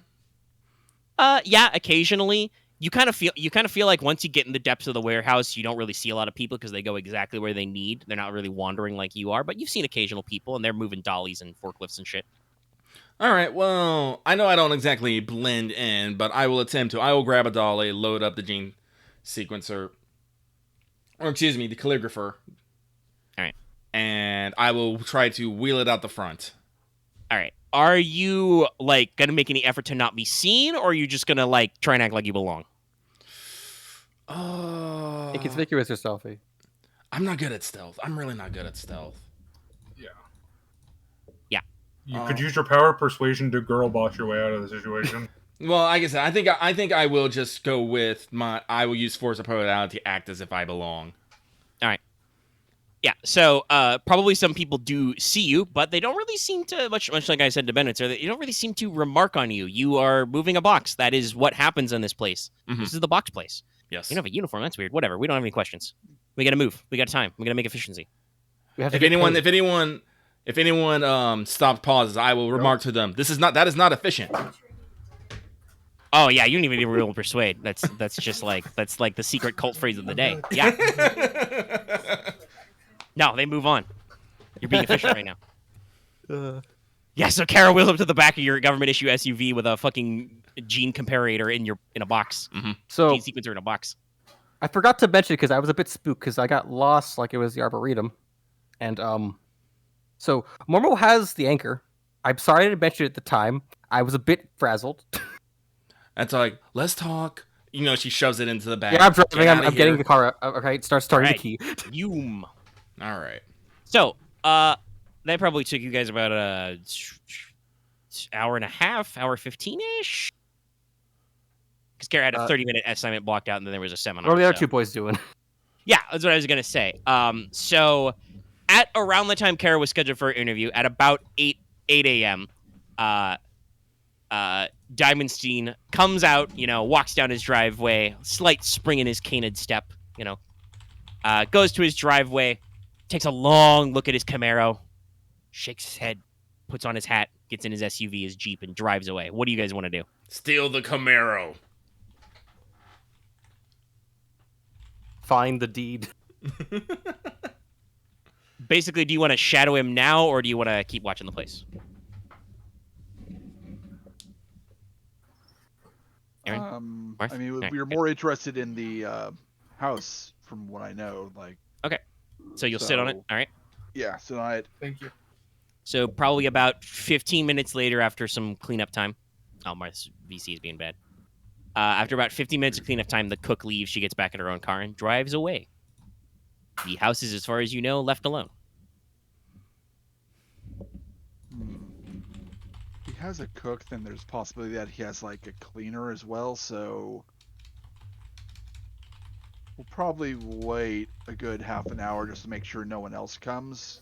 All right. Yep. And then I look to Holland. Well, are you ready to break in?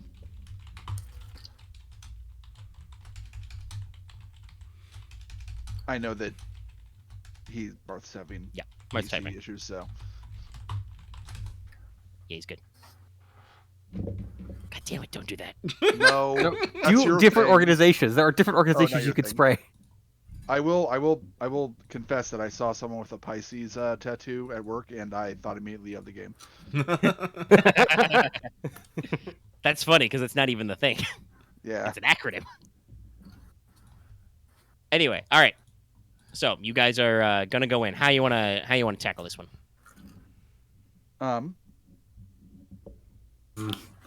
We just I will saw warn signs of cameras. There wasn't any sign of like an alarm system or anything. No. All right. I will warn you. Avoiding cameras is a stealth check. Yes, it is. Why is the guy that can pick locks so bad at stealth? Because he was the one who decided to learn how to pick locks first. Fair. Yeah. Okay, I'll Maybe go ahead. maybe and, Holland like, go in have- and disable the cameras. Is he going to be able to get in though? Like, listen, Uh, I wasn't just going to go as I am. I was definitely going to cover myself up and all that stuff and not have any distinguishing signs on. I know how a burglar works. Yep. Trust me, I got 60% criminology. There is a wrought iron fence, which you'll need to either open creakily or hop. All right. Let's see. I have beanie on, my face mask, PPE on, gloves. I don't have my agency windbreaker on or anything else that would be distinguishable personally to my character. And I'll go up. I'll just hop the fence. All right, roll athletics.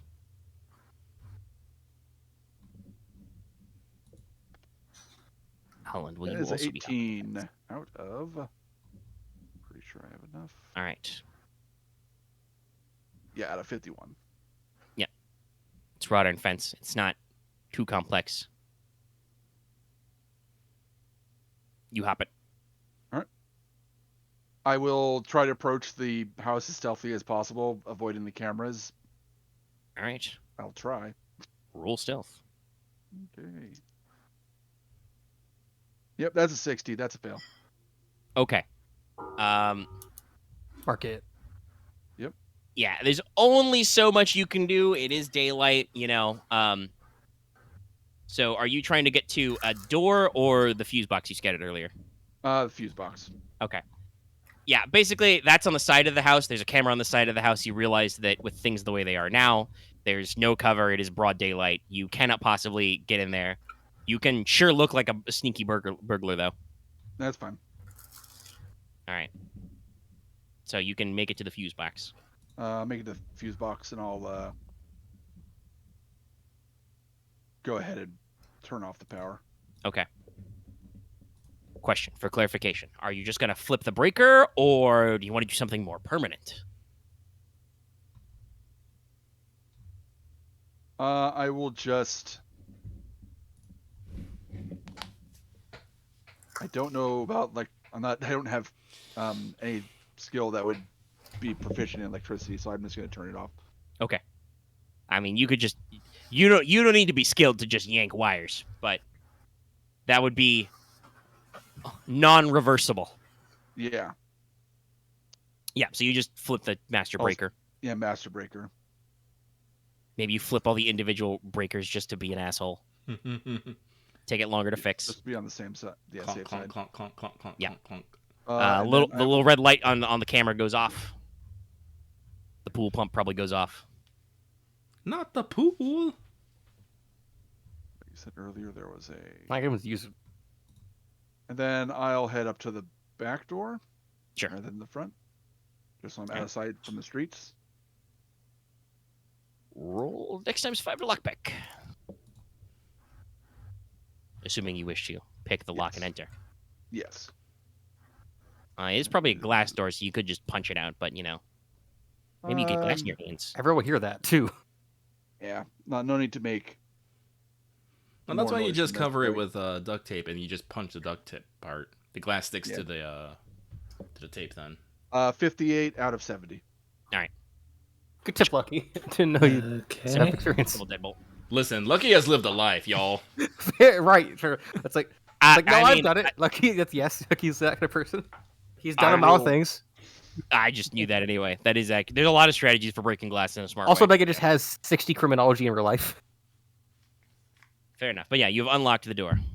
All right, I'll head inside and begin heading through the house, heading towards the second level. I will be snatching anything of hand size, the value that I can to make it actually look like a robbery. Yeah, he's probably got like a little bowl or something with like, $50 in cash or something in there you can take. Yeah.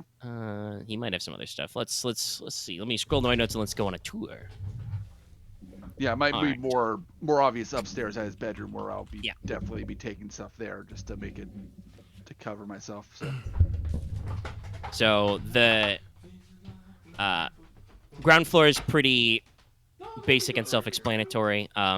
Basically, when you come off the back room, there is a formal dining room, which goes into a kitchen and dinette, which looks more used.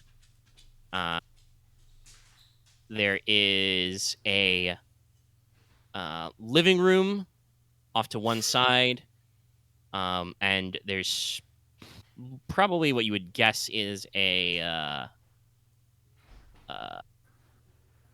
guest bedroom off to a corner, but that is away from the stairs up. So do you want to clear the bottom floor or go straight up? I'll give a brief look just to like ensure that no one is here or anything like that. Yeah. But then I'll head upstairs. Living room's pretty basic, big entertainment center, big TV, surround sound, internet connected devices, whatever. He also has some retro entertainment formats and stuff in there. He's got some older DVDs and stuff. At a quick glance, you'd guess with your human, you'd probably guess his media is curated. You don't like do a deep study, but he's got basically just, like he's got a bookshelf full of all the best-selling novels from the past 30 years or so, just New York Times bestseller after bestseller. Just, seems pretty showy. The interesting thing is, and I should have mentioned this because it was earlier, but you did go through the back patio, so you saw he's a grill and a hot tub, a little utility space. But the guest bedroom is unusual. You pop that one open, it looks like a home gym or dojo. You've got traditional mats and walls. There's a punching bag. There's some weights. There's racks with practice swords and staves. There is a holder with a actual dice show. He's a samurai? This does not compute. And there are a few pictures and awards and stuff on the wall. Wait, isn't he I'll injured? head over and check out the awards and stuff. All right, so you check it over. You see some pictures of a Dunstan about 15 or 16, maybe. Others show a younger girl who looks like a close relative of his. You guys may or may not recall from the interview that he said he has a sister who moved to Japan. Yeah, I forgot about that part. Yeah, but it was in the transcript of the audio, which I'm pretty sure. I think you had because Mormo and Benowitz went. I think Garza was watching the footage as you guys planted the bugs. So I believe he was. Yeah. So he probably remembers that. The trophies and awards and stuff look for like karate or jujitsu.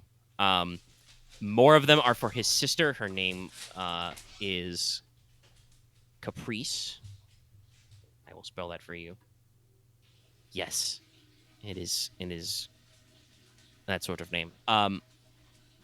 There are a few from Dunstan, not past probably when he got his college injury, as Dallas mentioned earlier. Yeah. But he knew a little bit about martial arts as a kid, it seems. That squares more. It's okay. His sister was probably seems a little more better and committed than he was, but he, they seem to have done it together as kids. So, what's your search? It's astonishingly high, right? I believe it's 70. Yeah, 70. Yeah, you would notice that under like a little rest bench in the gym area, there's a little box under it. Looks like it's got papers in it. I'll go ahead and check them. Okay, it's a box of letters from his sister.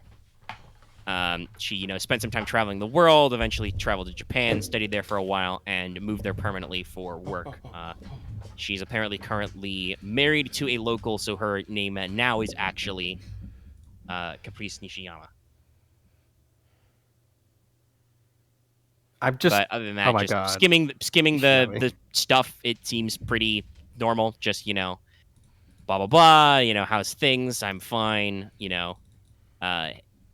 hey, can you, send me, some of my stuff up from the attic? Here, I'll send you a souvenir, blah, blah, blah.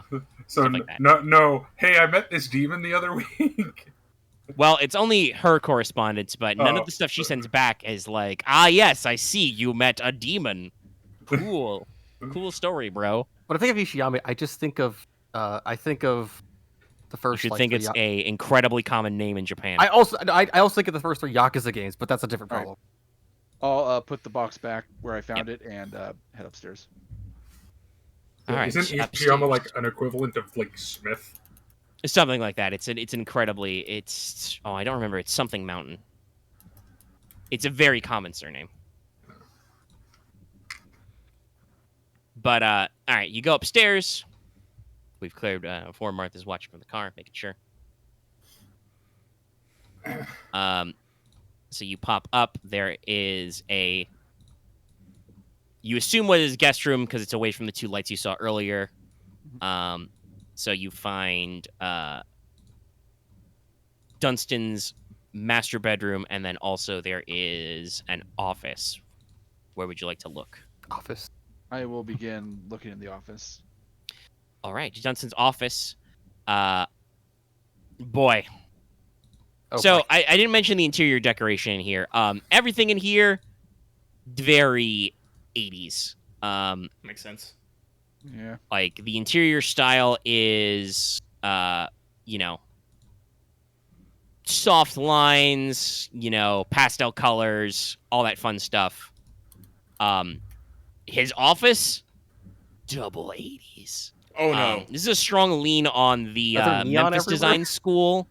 Rounded edges, abstract shapes, bold colors. There is, in fact, a neon sign that declares Cool Zone. Oh, no. He has a red leather office chair. There are movie posters on the walls. Includes Karate Kid, Breakfast Club, Terminator 2, Scarface, Highlander, Die Hard, etc. He does have a Kevin Smith's Mallrats poster. Of course. Which is from the 90s, but is very evocative of the mall ethos.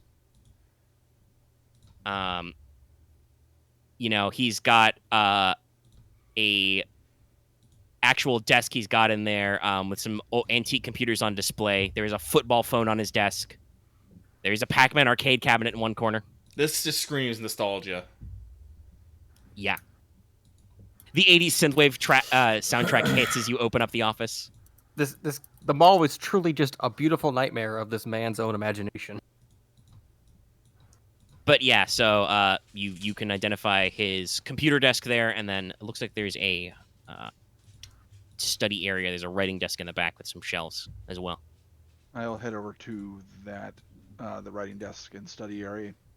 Okay. Looking for any like places that he might have kept something out of sight, like hidden along the way, but figuring. All right. So in his study space, there's some interesting things.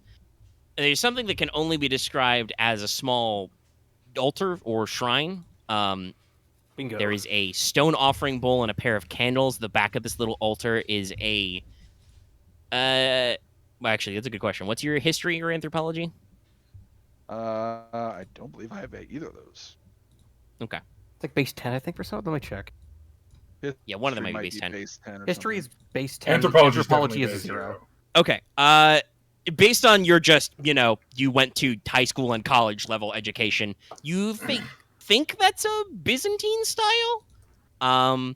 It looks kind of like a saint or an empress, but her little saintly halo is pitch black, and she has striking blue eyes, and there's, shadowy demons all around her.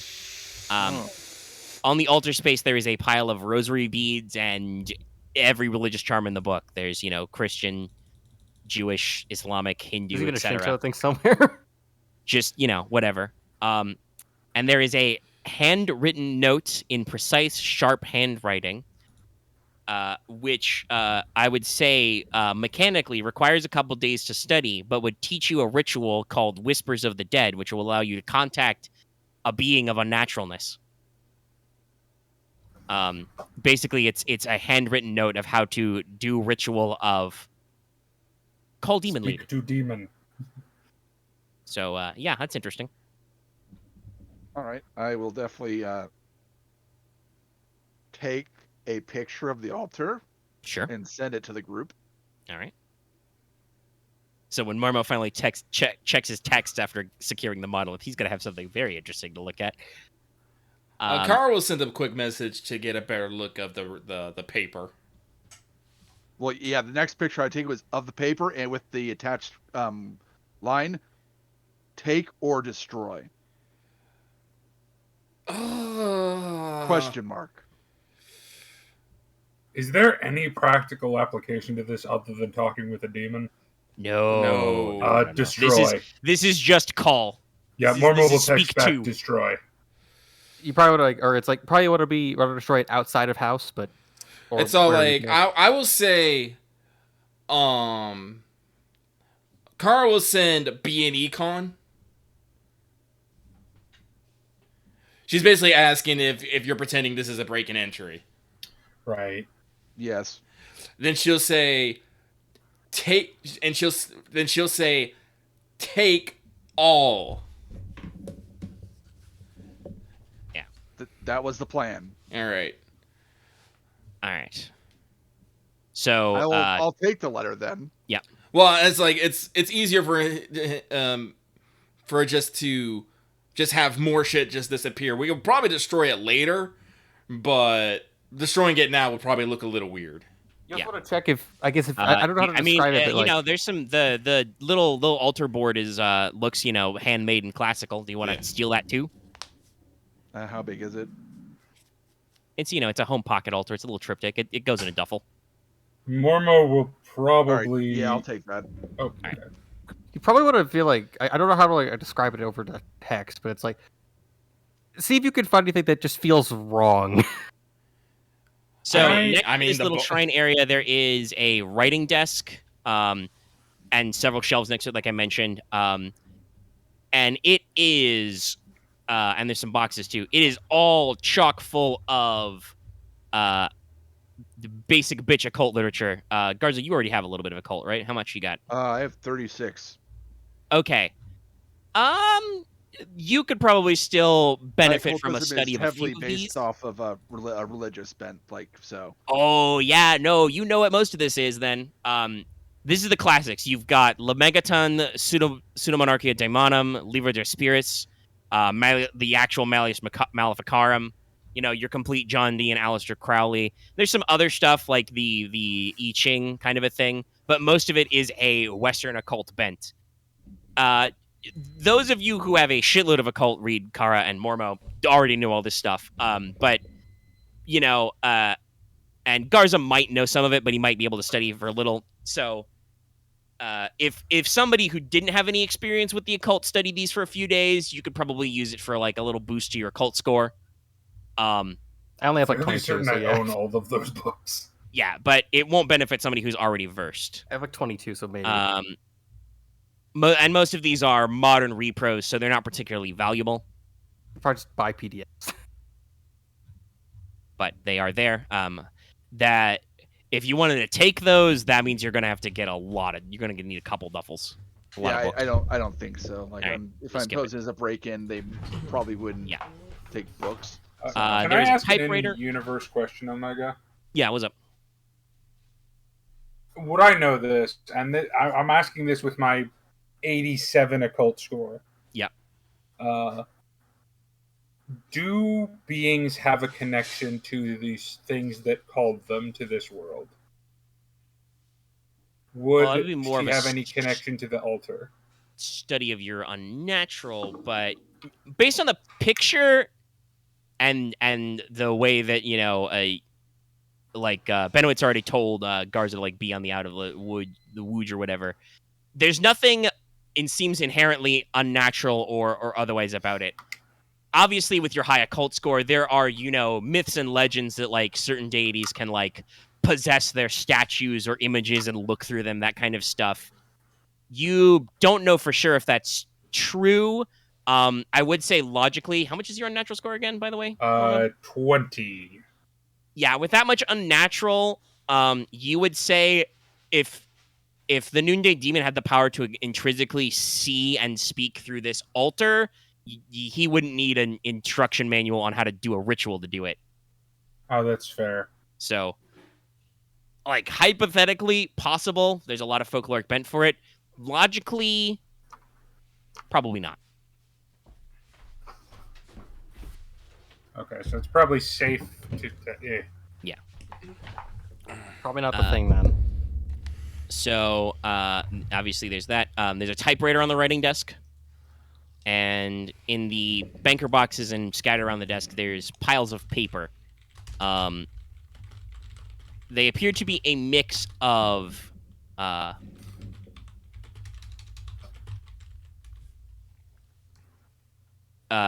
you would guess just like skimming them. Fiction drafts. But some do also appear to be research notes. Would you like to skim these, if any? Yeah, I'll skim through them. Okay. And kind of like by skimming through them, also kind of mess them up, like I was searching for. Sure, you'll rifle through. All right. Yeah. Where do you want to start? Research or nonfiction? Or fiction? I mean, nonfiction or fiction? Blah. The research. Okay. All right. So you discover that your boy has been working on a lot of borderline academic research. He did go to college. Onto comparative mythology and demonology. Not really above like college research paper level, but an effort is made. The crux is the name Daemonia Meridianum, the demon of noonday. He refers to it as a personification of apathy or torpor, Acadia, with a C, by the way, but, hard C's. It's present in certain translations of a verse in Psalms. Yep. The Vulgate translation and paraphrase in the Dead Sea Scrolls, I mentioned this earlier. It talks about a state that would, or demon that would strike monks in the middle hours, render them unable to work or pray. Very similar to the thing that Mormo, blips to you. The same talk about also it's our modern interpretation of depression or world weariness. It seems to be the general idea that Dunstan doesn't seem to literally believe this, but his research notes can't help but compare it to the CEO of Meridian, who he, by the way, does not ever call in these notes Charna Wilk. He literally only ever refers to her as either the Latin form, Daemonia Meridianum, or the English phrase, Noonday Demon. Her presence, who seems to inspire a sense of listlessness or apathy. He has no absolute speculation on what she gets out of this relationship, but she seems to work to trap people in a web of boredom, depression, apathy, satisfying all their physical needs so their mental desires go unfulfilled and just whittling them down. This is where he also deliberately draws that comparison to Anomy I talked about earlier.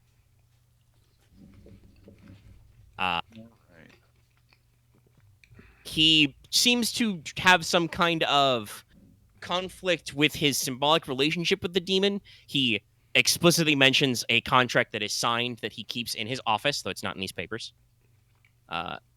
If you had to guess with your high criminology, he has there's also drawers in his computer desk, so Yeah.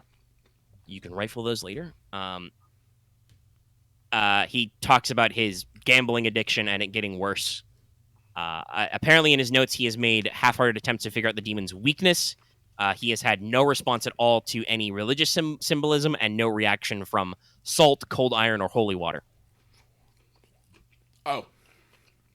He has attempted to research systems of exorcism, warding, gestures, circles of protection, etc. How much unnatural do you have, Garza? 4. Okay. He at least has a grasp of it. You've seen some, you've seen some text on some hypergeometry before. Certainly, Kara is, working on something when she wakes up in the middle of the night screaming. Dunstan is not close to hypergeometry yet, but he is definitely thinking in the right areas. It would be bad for him to get a hold of any unnatural tomes because he could figure that out, but he's not exactly cracked the code on his own. It does look like, especially with your decent smattering of occult, he's cross-contaminated some of his ideas with the internet. He seems to occasionally make mentions of the internet's idea of a succubus, something about dream vampirism.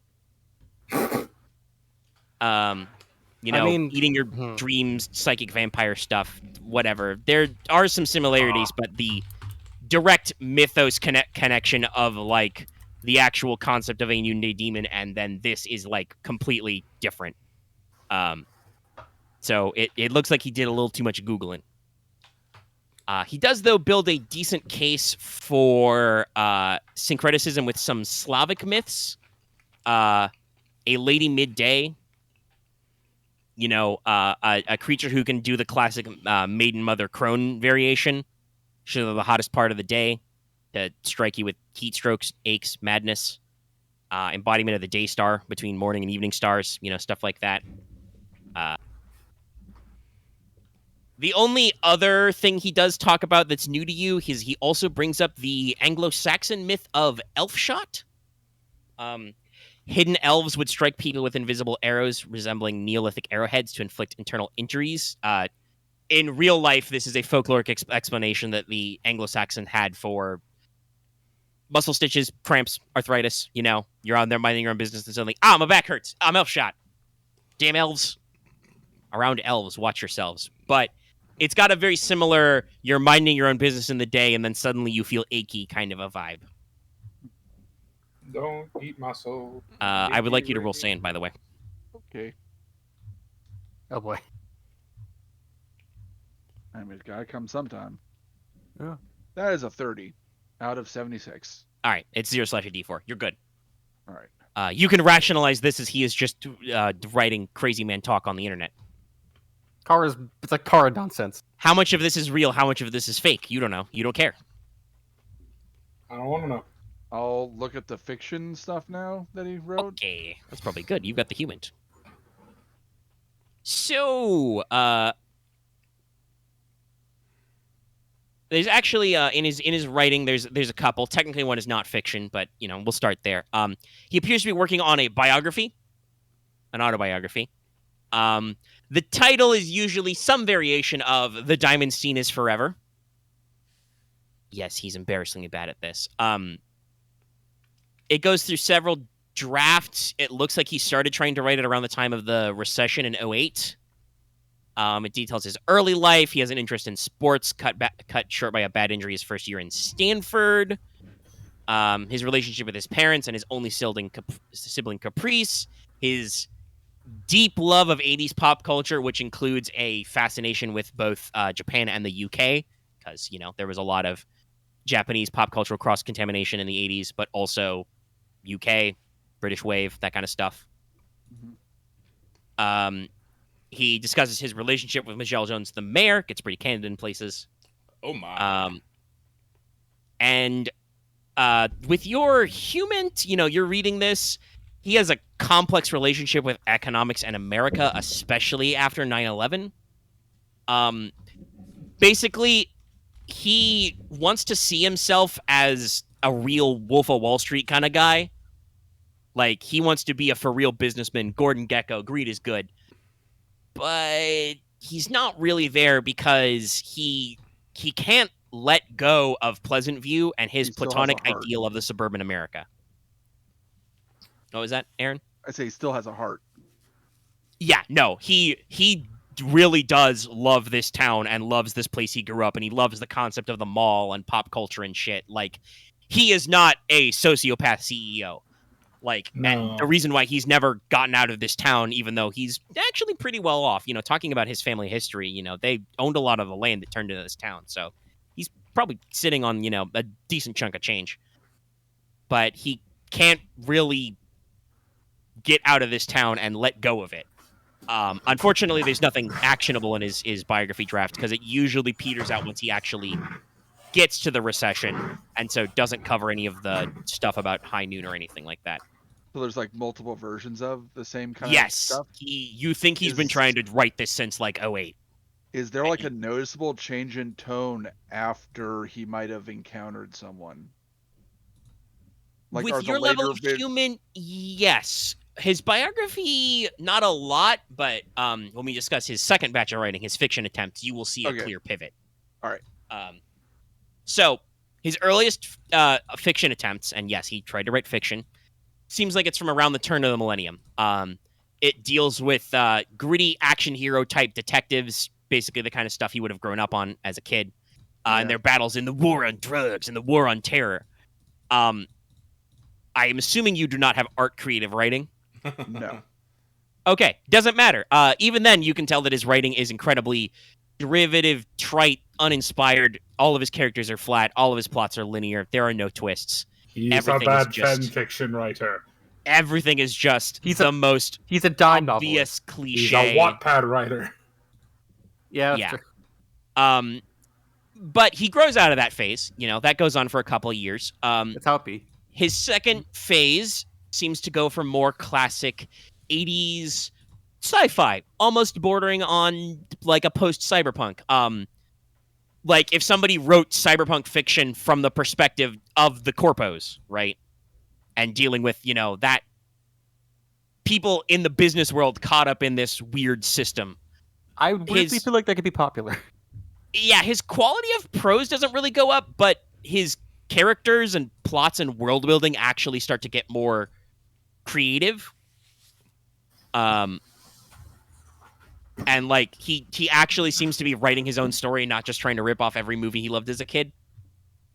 And then there is a third phase where straight up he is writing fiction which seems derived from his touch with the unnatural. Sagas of daemons who might be mythical or purely psychological, might even be like AI, drafts of encounters with exceptionally alien extraterrestrials, mysterious planetary bodies lurking in our solar system, mystery cults who challenge governments like modern terrorist organizations, alternate dimensions stacked on top of each other, sentient races living in lost lands before humans arose, all that stuff. Oh god, it's our checklist.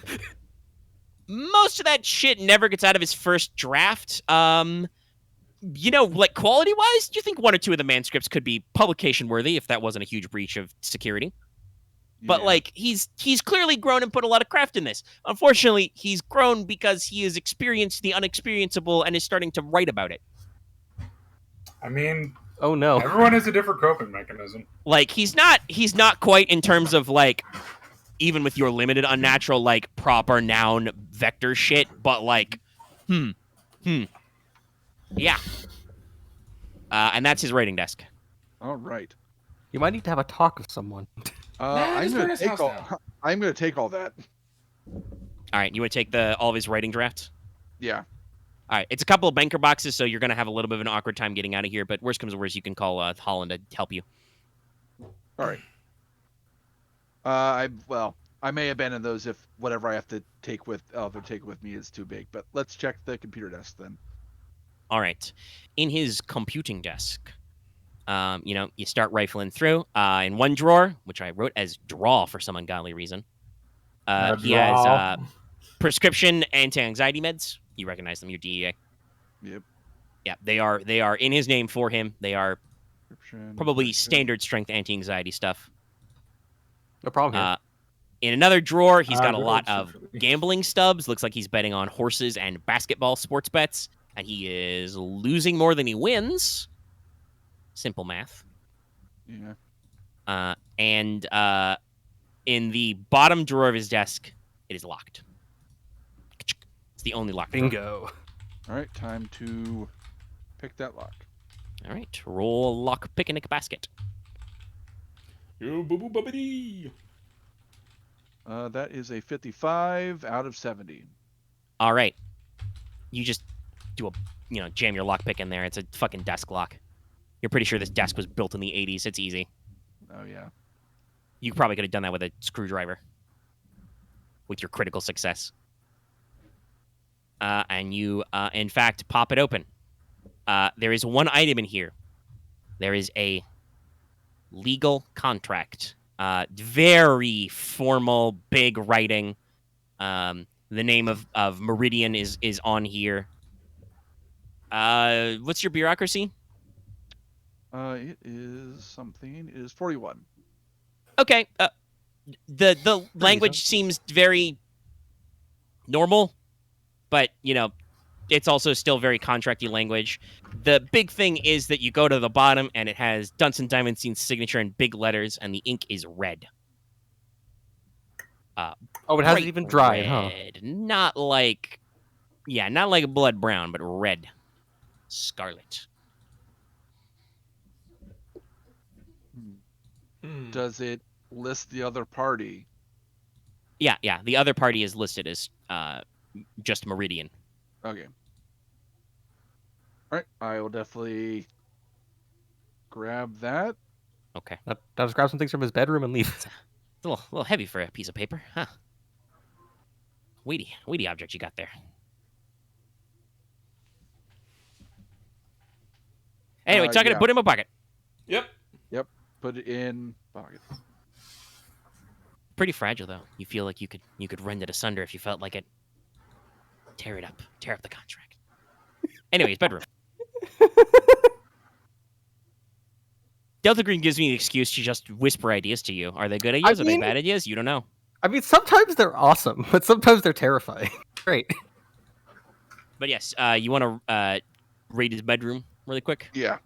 Okay. Bedroom is pretty typical. It's big.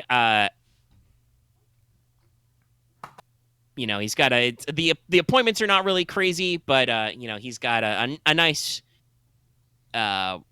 decent fixtures, nice big bed.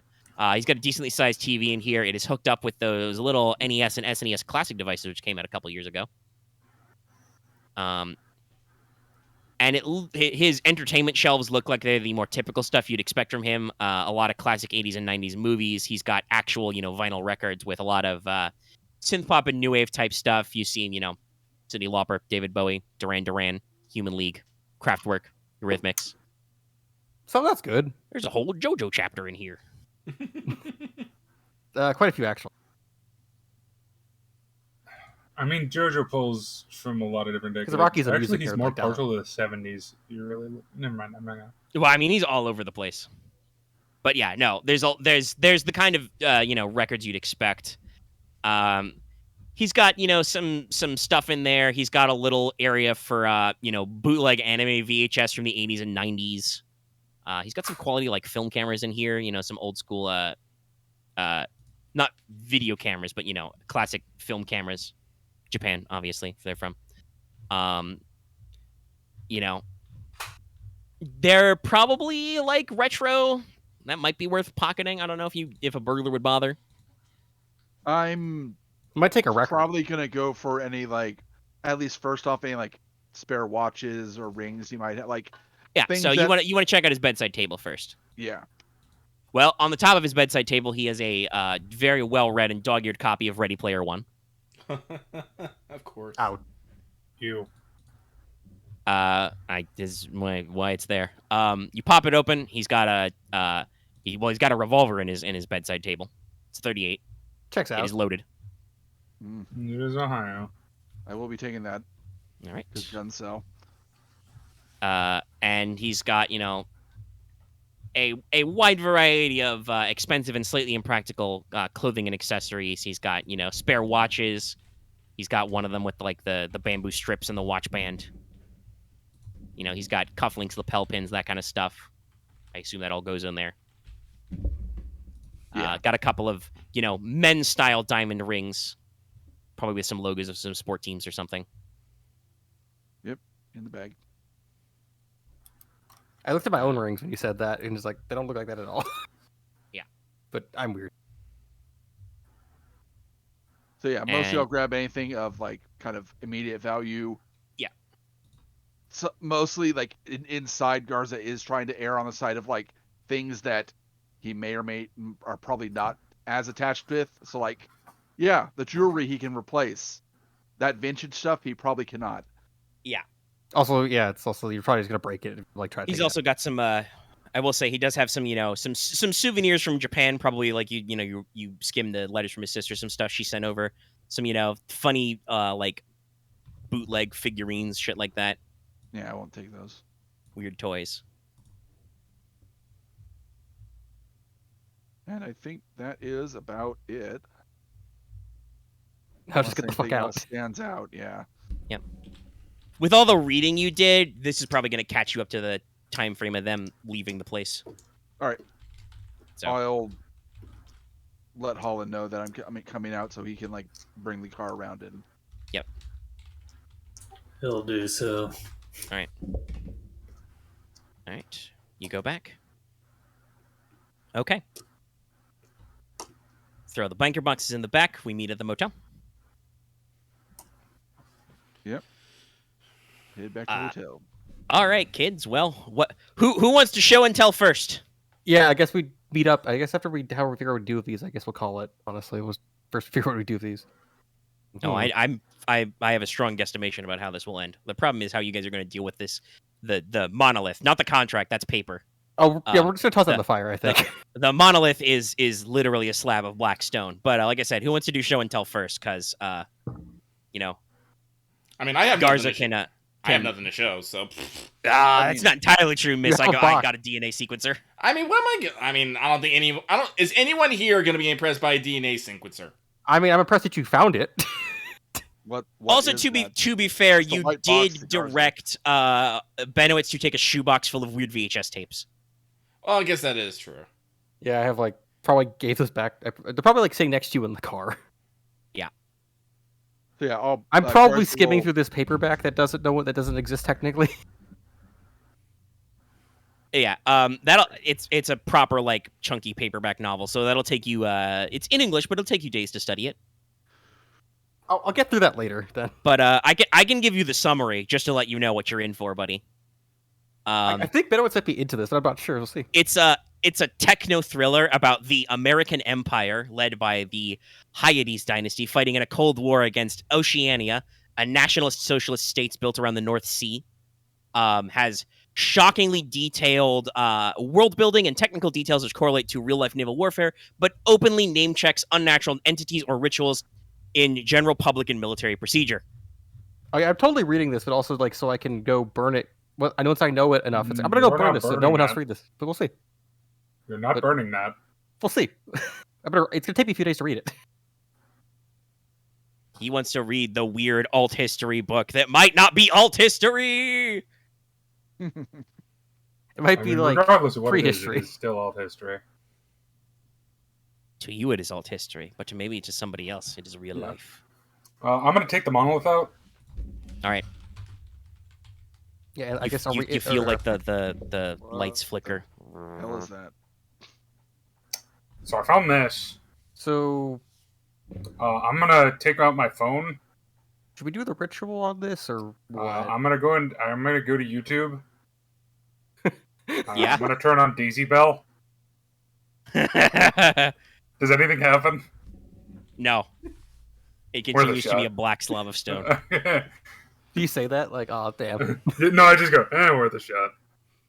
I will pick up the monolith. Can I feel anything weird from it? Oh, yeah, no. First of all, This thing is like laser precise. When I told you it was 12 inches by 4 inches by 2 inches, it is like laser precise. Which, by the way, I assume there's like no long. weathering whatsoever on it, or even no. It is perfectly smooth and cool to the touch. It weighs exactly 6 pounds. Is this thing like weird? Is it just one of those things that I know it's like 6 pounds?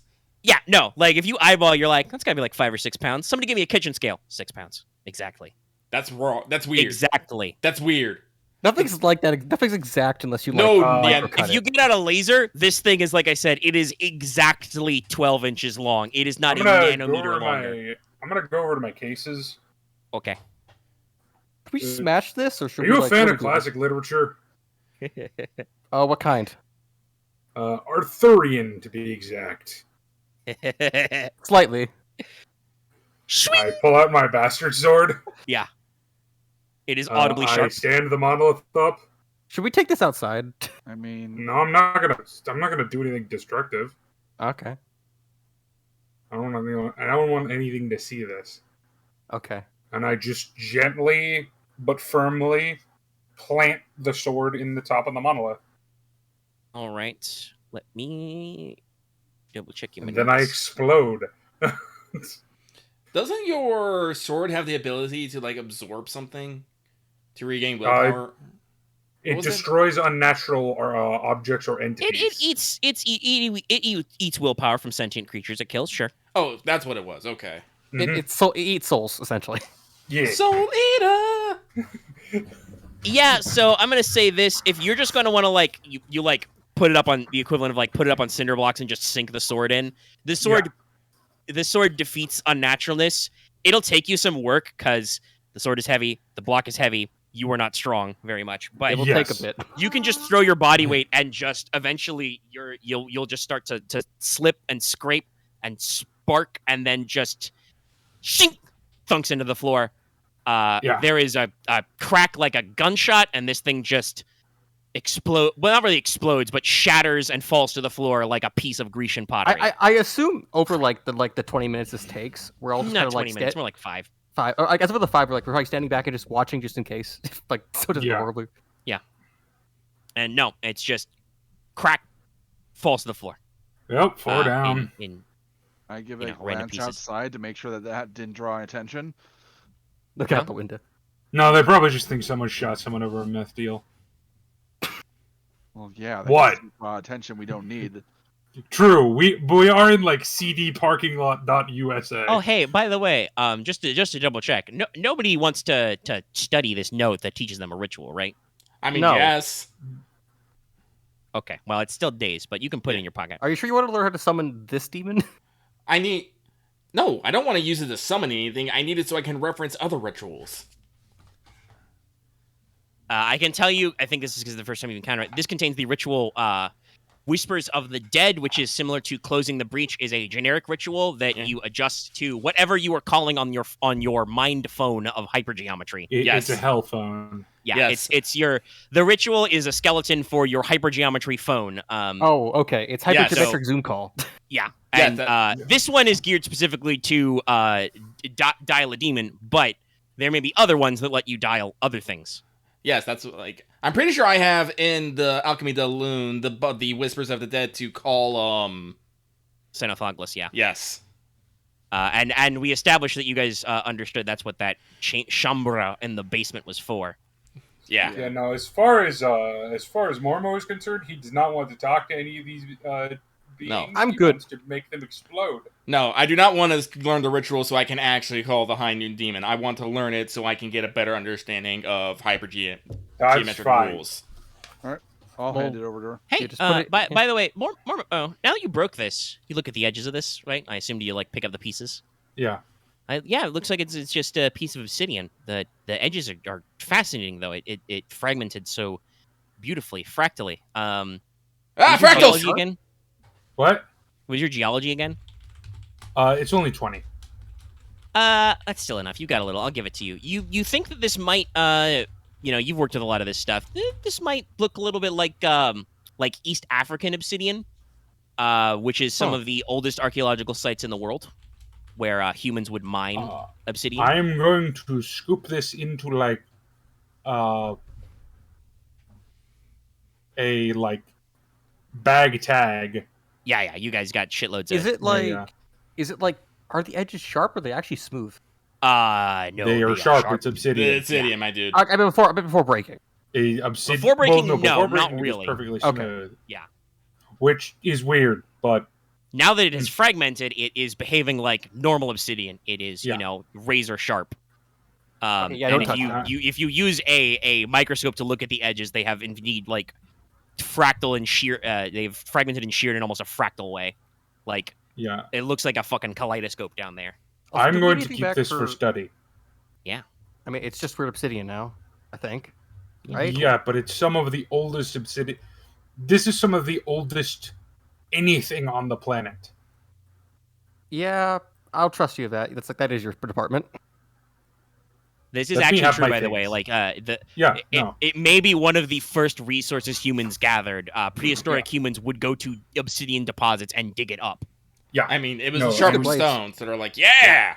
and if It it's makes- if it's from Africa, which is the generation of humanity, Yeah.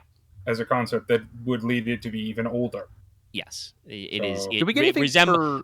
I'm pretty sure even with your minimal geology, with your archaeological experience, you're like, oh, hey, this looks like, some old East African arrowheads and stuff we've dug up. did we get This is anything for old seeing the city. destruction of an unnatural thing? Oh, yeah, you get one sandbag, everybody. Okay. Oh, yeah. Yeah, I get that Let's go burn sandbag that for paper. redacted. Redacted. Do you wish to the contracteth right now? Or I does would like anybody to- else want to look at any of the other stuff? I want to Garza's look. made? I want to look at the contract though first. Fair. Okay, what's your bureaucracy, Kara? My bureaucracy is. It's not. I know. Like I know. 80 or something? No, it's 64. Okay. Okay. Again, you're pretty good. You study it. Do you got any law as well? No. Okay. I Garza, have Garza, do so I you can have any probably look it law? over. I mean, I I assume Garza believe has you some have laws higher as law than I do. Do you I have only some? 30. Yeah. So with that and your bureaucracy level, it looked like pretty normal legalese. Kara, you read it over. You don't understand maybe some of the legal concepts, but the language is very typical for, business contracts. It's the aforementioned party, Diamond Dunstein, shalt lease the property of the mall for, so and so percent. I don't even know what it would be. It does probably say like some shalts and thous and some therefores in there though. It's a little weird. Mm-hmm. I mean, honestly, in terms of contracts, that's not that weird. Yeah, it's you. I mean, I'll say the freaky thing is you can't tell if this was like print written or handwritten because it's like formatted like a very flowy manuscripty font, but it's very precise. It's not quite the same handwriting as that ritual note if you want to do a comparison, but it's very similar language structure. And at the bottom on the signatory, there is just the word meridian, and then Diamond Dunstein's signature once again. Red. Before we do anything else, can I take this thing to a microscope and try to figure out what that red is? Yeah, sure. Roll sand. While God damn Kara's it. studying it, I will mention like the feelings I was kind of getting when I was holding it. It was really heavy. Kara also notices while she handles it. It's like for a single sheet of paper, it's like, is this some heavy stock? Is this some luxury paper? I failed, by the way. Okay, it's just one. Oh, okay. Unnatural. Damn it. Yeah, it's blood. It Yeah. shouldn't be bright red, but it's blood. And I'm It's back. almost like it was and I'm back faked to in like an omnibus or something. Kara's gonna go like, that's live blood. Huh. Why is it not brown? It's live. I mean, like, Um, under the microscope, she doesn't see, like, the red blood cells kicking around, but, like, yeah, no, that's blood. That's Benowitz, human we blood just matter. destroyed an ancient African obsidian No, you're obelisk right. that was That's fair. controlling Blood an that's- Amazon blood- department. Not undrying, like permanently undrying blood makes sense. I just want to point out. It's like Kara goes on to talk about how it's like the blood is like in stasis and stuff. It is not like it is not degraded. It does not move, but it has not changed. It is stuck in place. Like the name on The a platelets are all in detention. All right, but after that she'll pass it back. So it's so small, though. You could just tear it right up. Or fire. You love fire. Your lighter's right there. I do love fire. Can we use that ritual on it? We can, but that takes an hour. I mean, I think we need to use it on that if it's a contract between a demon and a person. Yeah, wait. If it's just ashes, it might still be functional. You're pretty sure no. If you destroy the physical structure of the thing, it stops working as an anchor. Okay. You're pretty sure you've done that one before. Well, I'm always a fan of closing the breach. I'll help you. I'll do there too. Some of the willpower. I'll front the willpower cost. I know you. Okay. I know it's hard for you to like sleep. So do repeatedly. Yeah. Garza, want to join in? Yeah. I'll help. Kara, scribble some sigils, write some circles. What was the total willpower cost? I forgot. 6 willpower and 1 sand for everybody. Yep. Yeah, I will front 5. I will front 5 of the willpower using my big sword of. How much does willpower does it have? Sword. Yeah. No. I'm using 5 of my own willpower. I thought I had to use that as a conduit. No, you can just give willpower. You don't gotta use the sword at all. No, we're not. You don't have to. You don't need to do 5. This ritual is simple enough, and Kara has now done it and studied it enough that she can get assistance to provide the willpower and do the chanting and the weird gestures. I will do 3 willpower then. Well, how many people? How many people are doing this? 4. 4 I volunteered so far, and maybe the sword. I mean, if you get the sword and you get Holland on board. No, let's can we just get like me and 2 other people? Let me do it. 3's a very nice round number. Yes. We do this in 3s and we're all taking 2. Okay. I will take 2. But it's volunteered first. So, mark down the sand. Kara will place 1 sand and loses 2 willpower. Yes. I need to go sleep because I'm now at 11 willpower. I mean, the sand will be neutral if we complete the ritual. Yes, so. if Kara succeeds on her ritual activation. Bother. Where is my roll? There it is. Does she have more because she actually knows how this thing works, the ritual at least? No. Okay. No, it's not how rituals work. I mean, there's a reason why I keep myself at middling sand, though.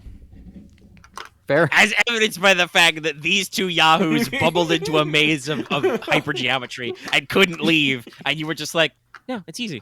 What's wrong with you guys? Tried. We tried our best. I know you're trying, but you guys are rolling like 16 and 17% chances. I can't do much about that. But I rolled a 26. So. Okay, we're good. All right. You chanted up like mummy style.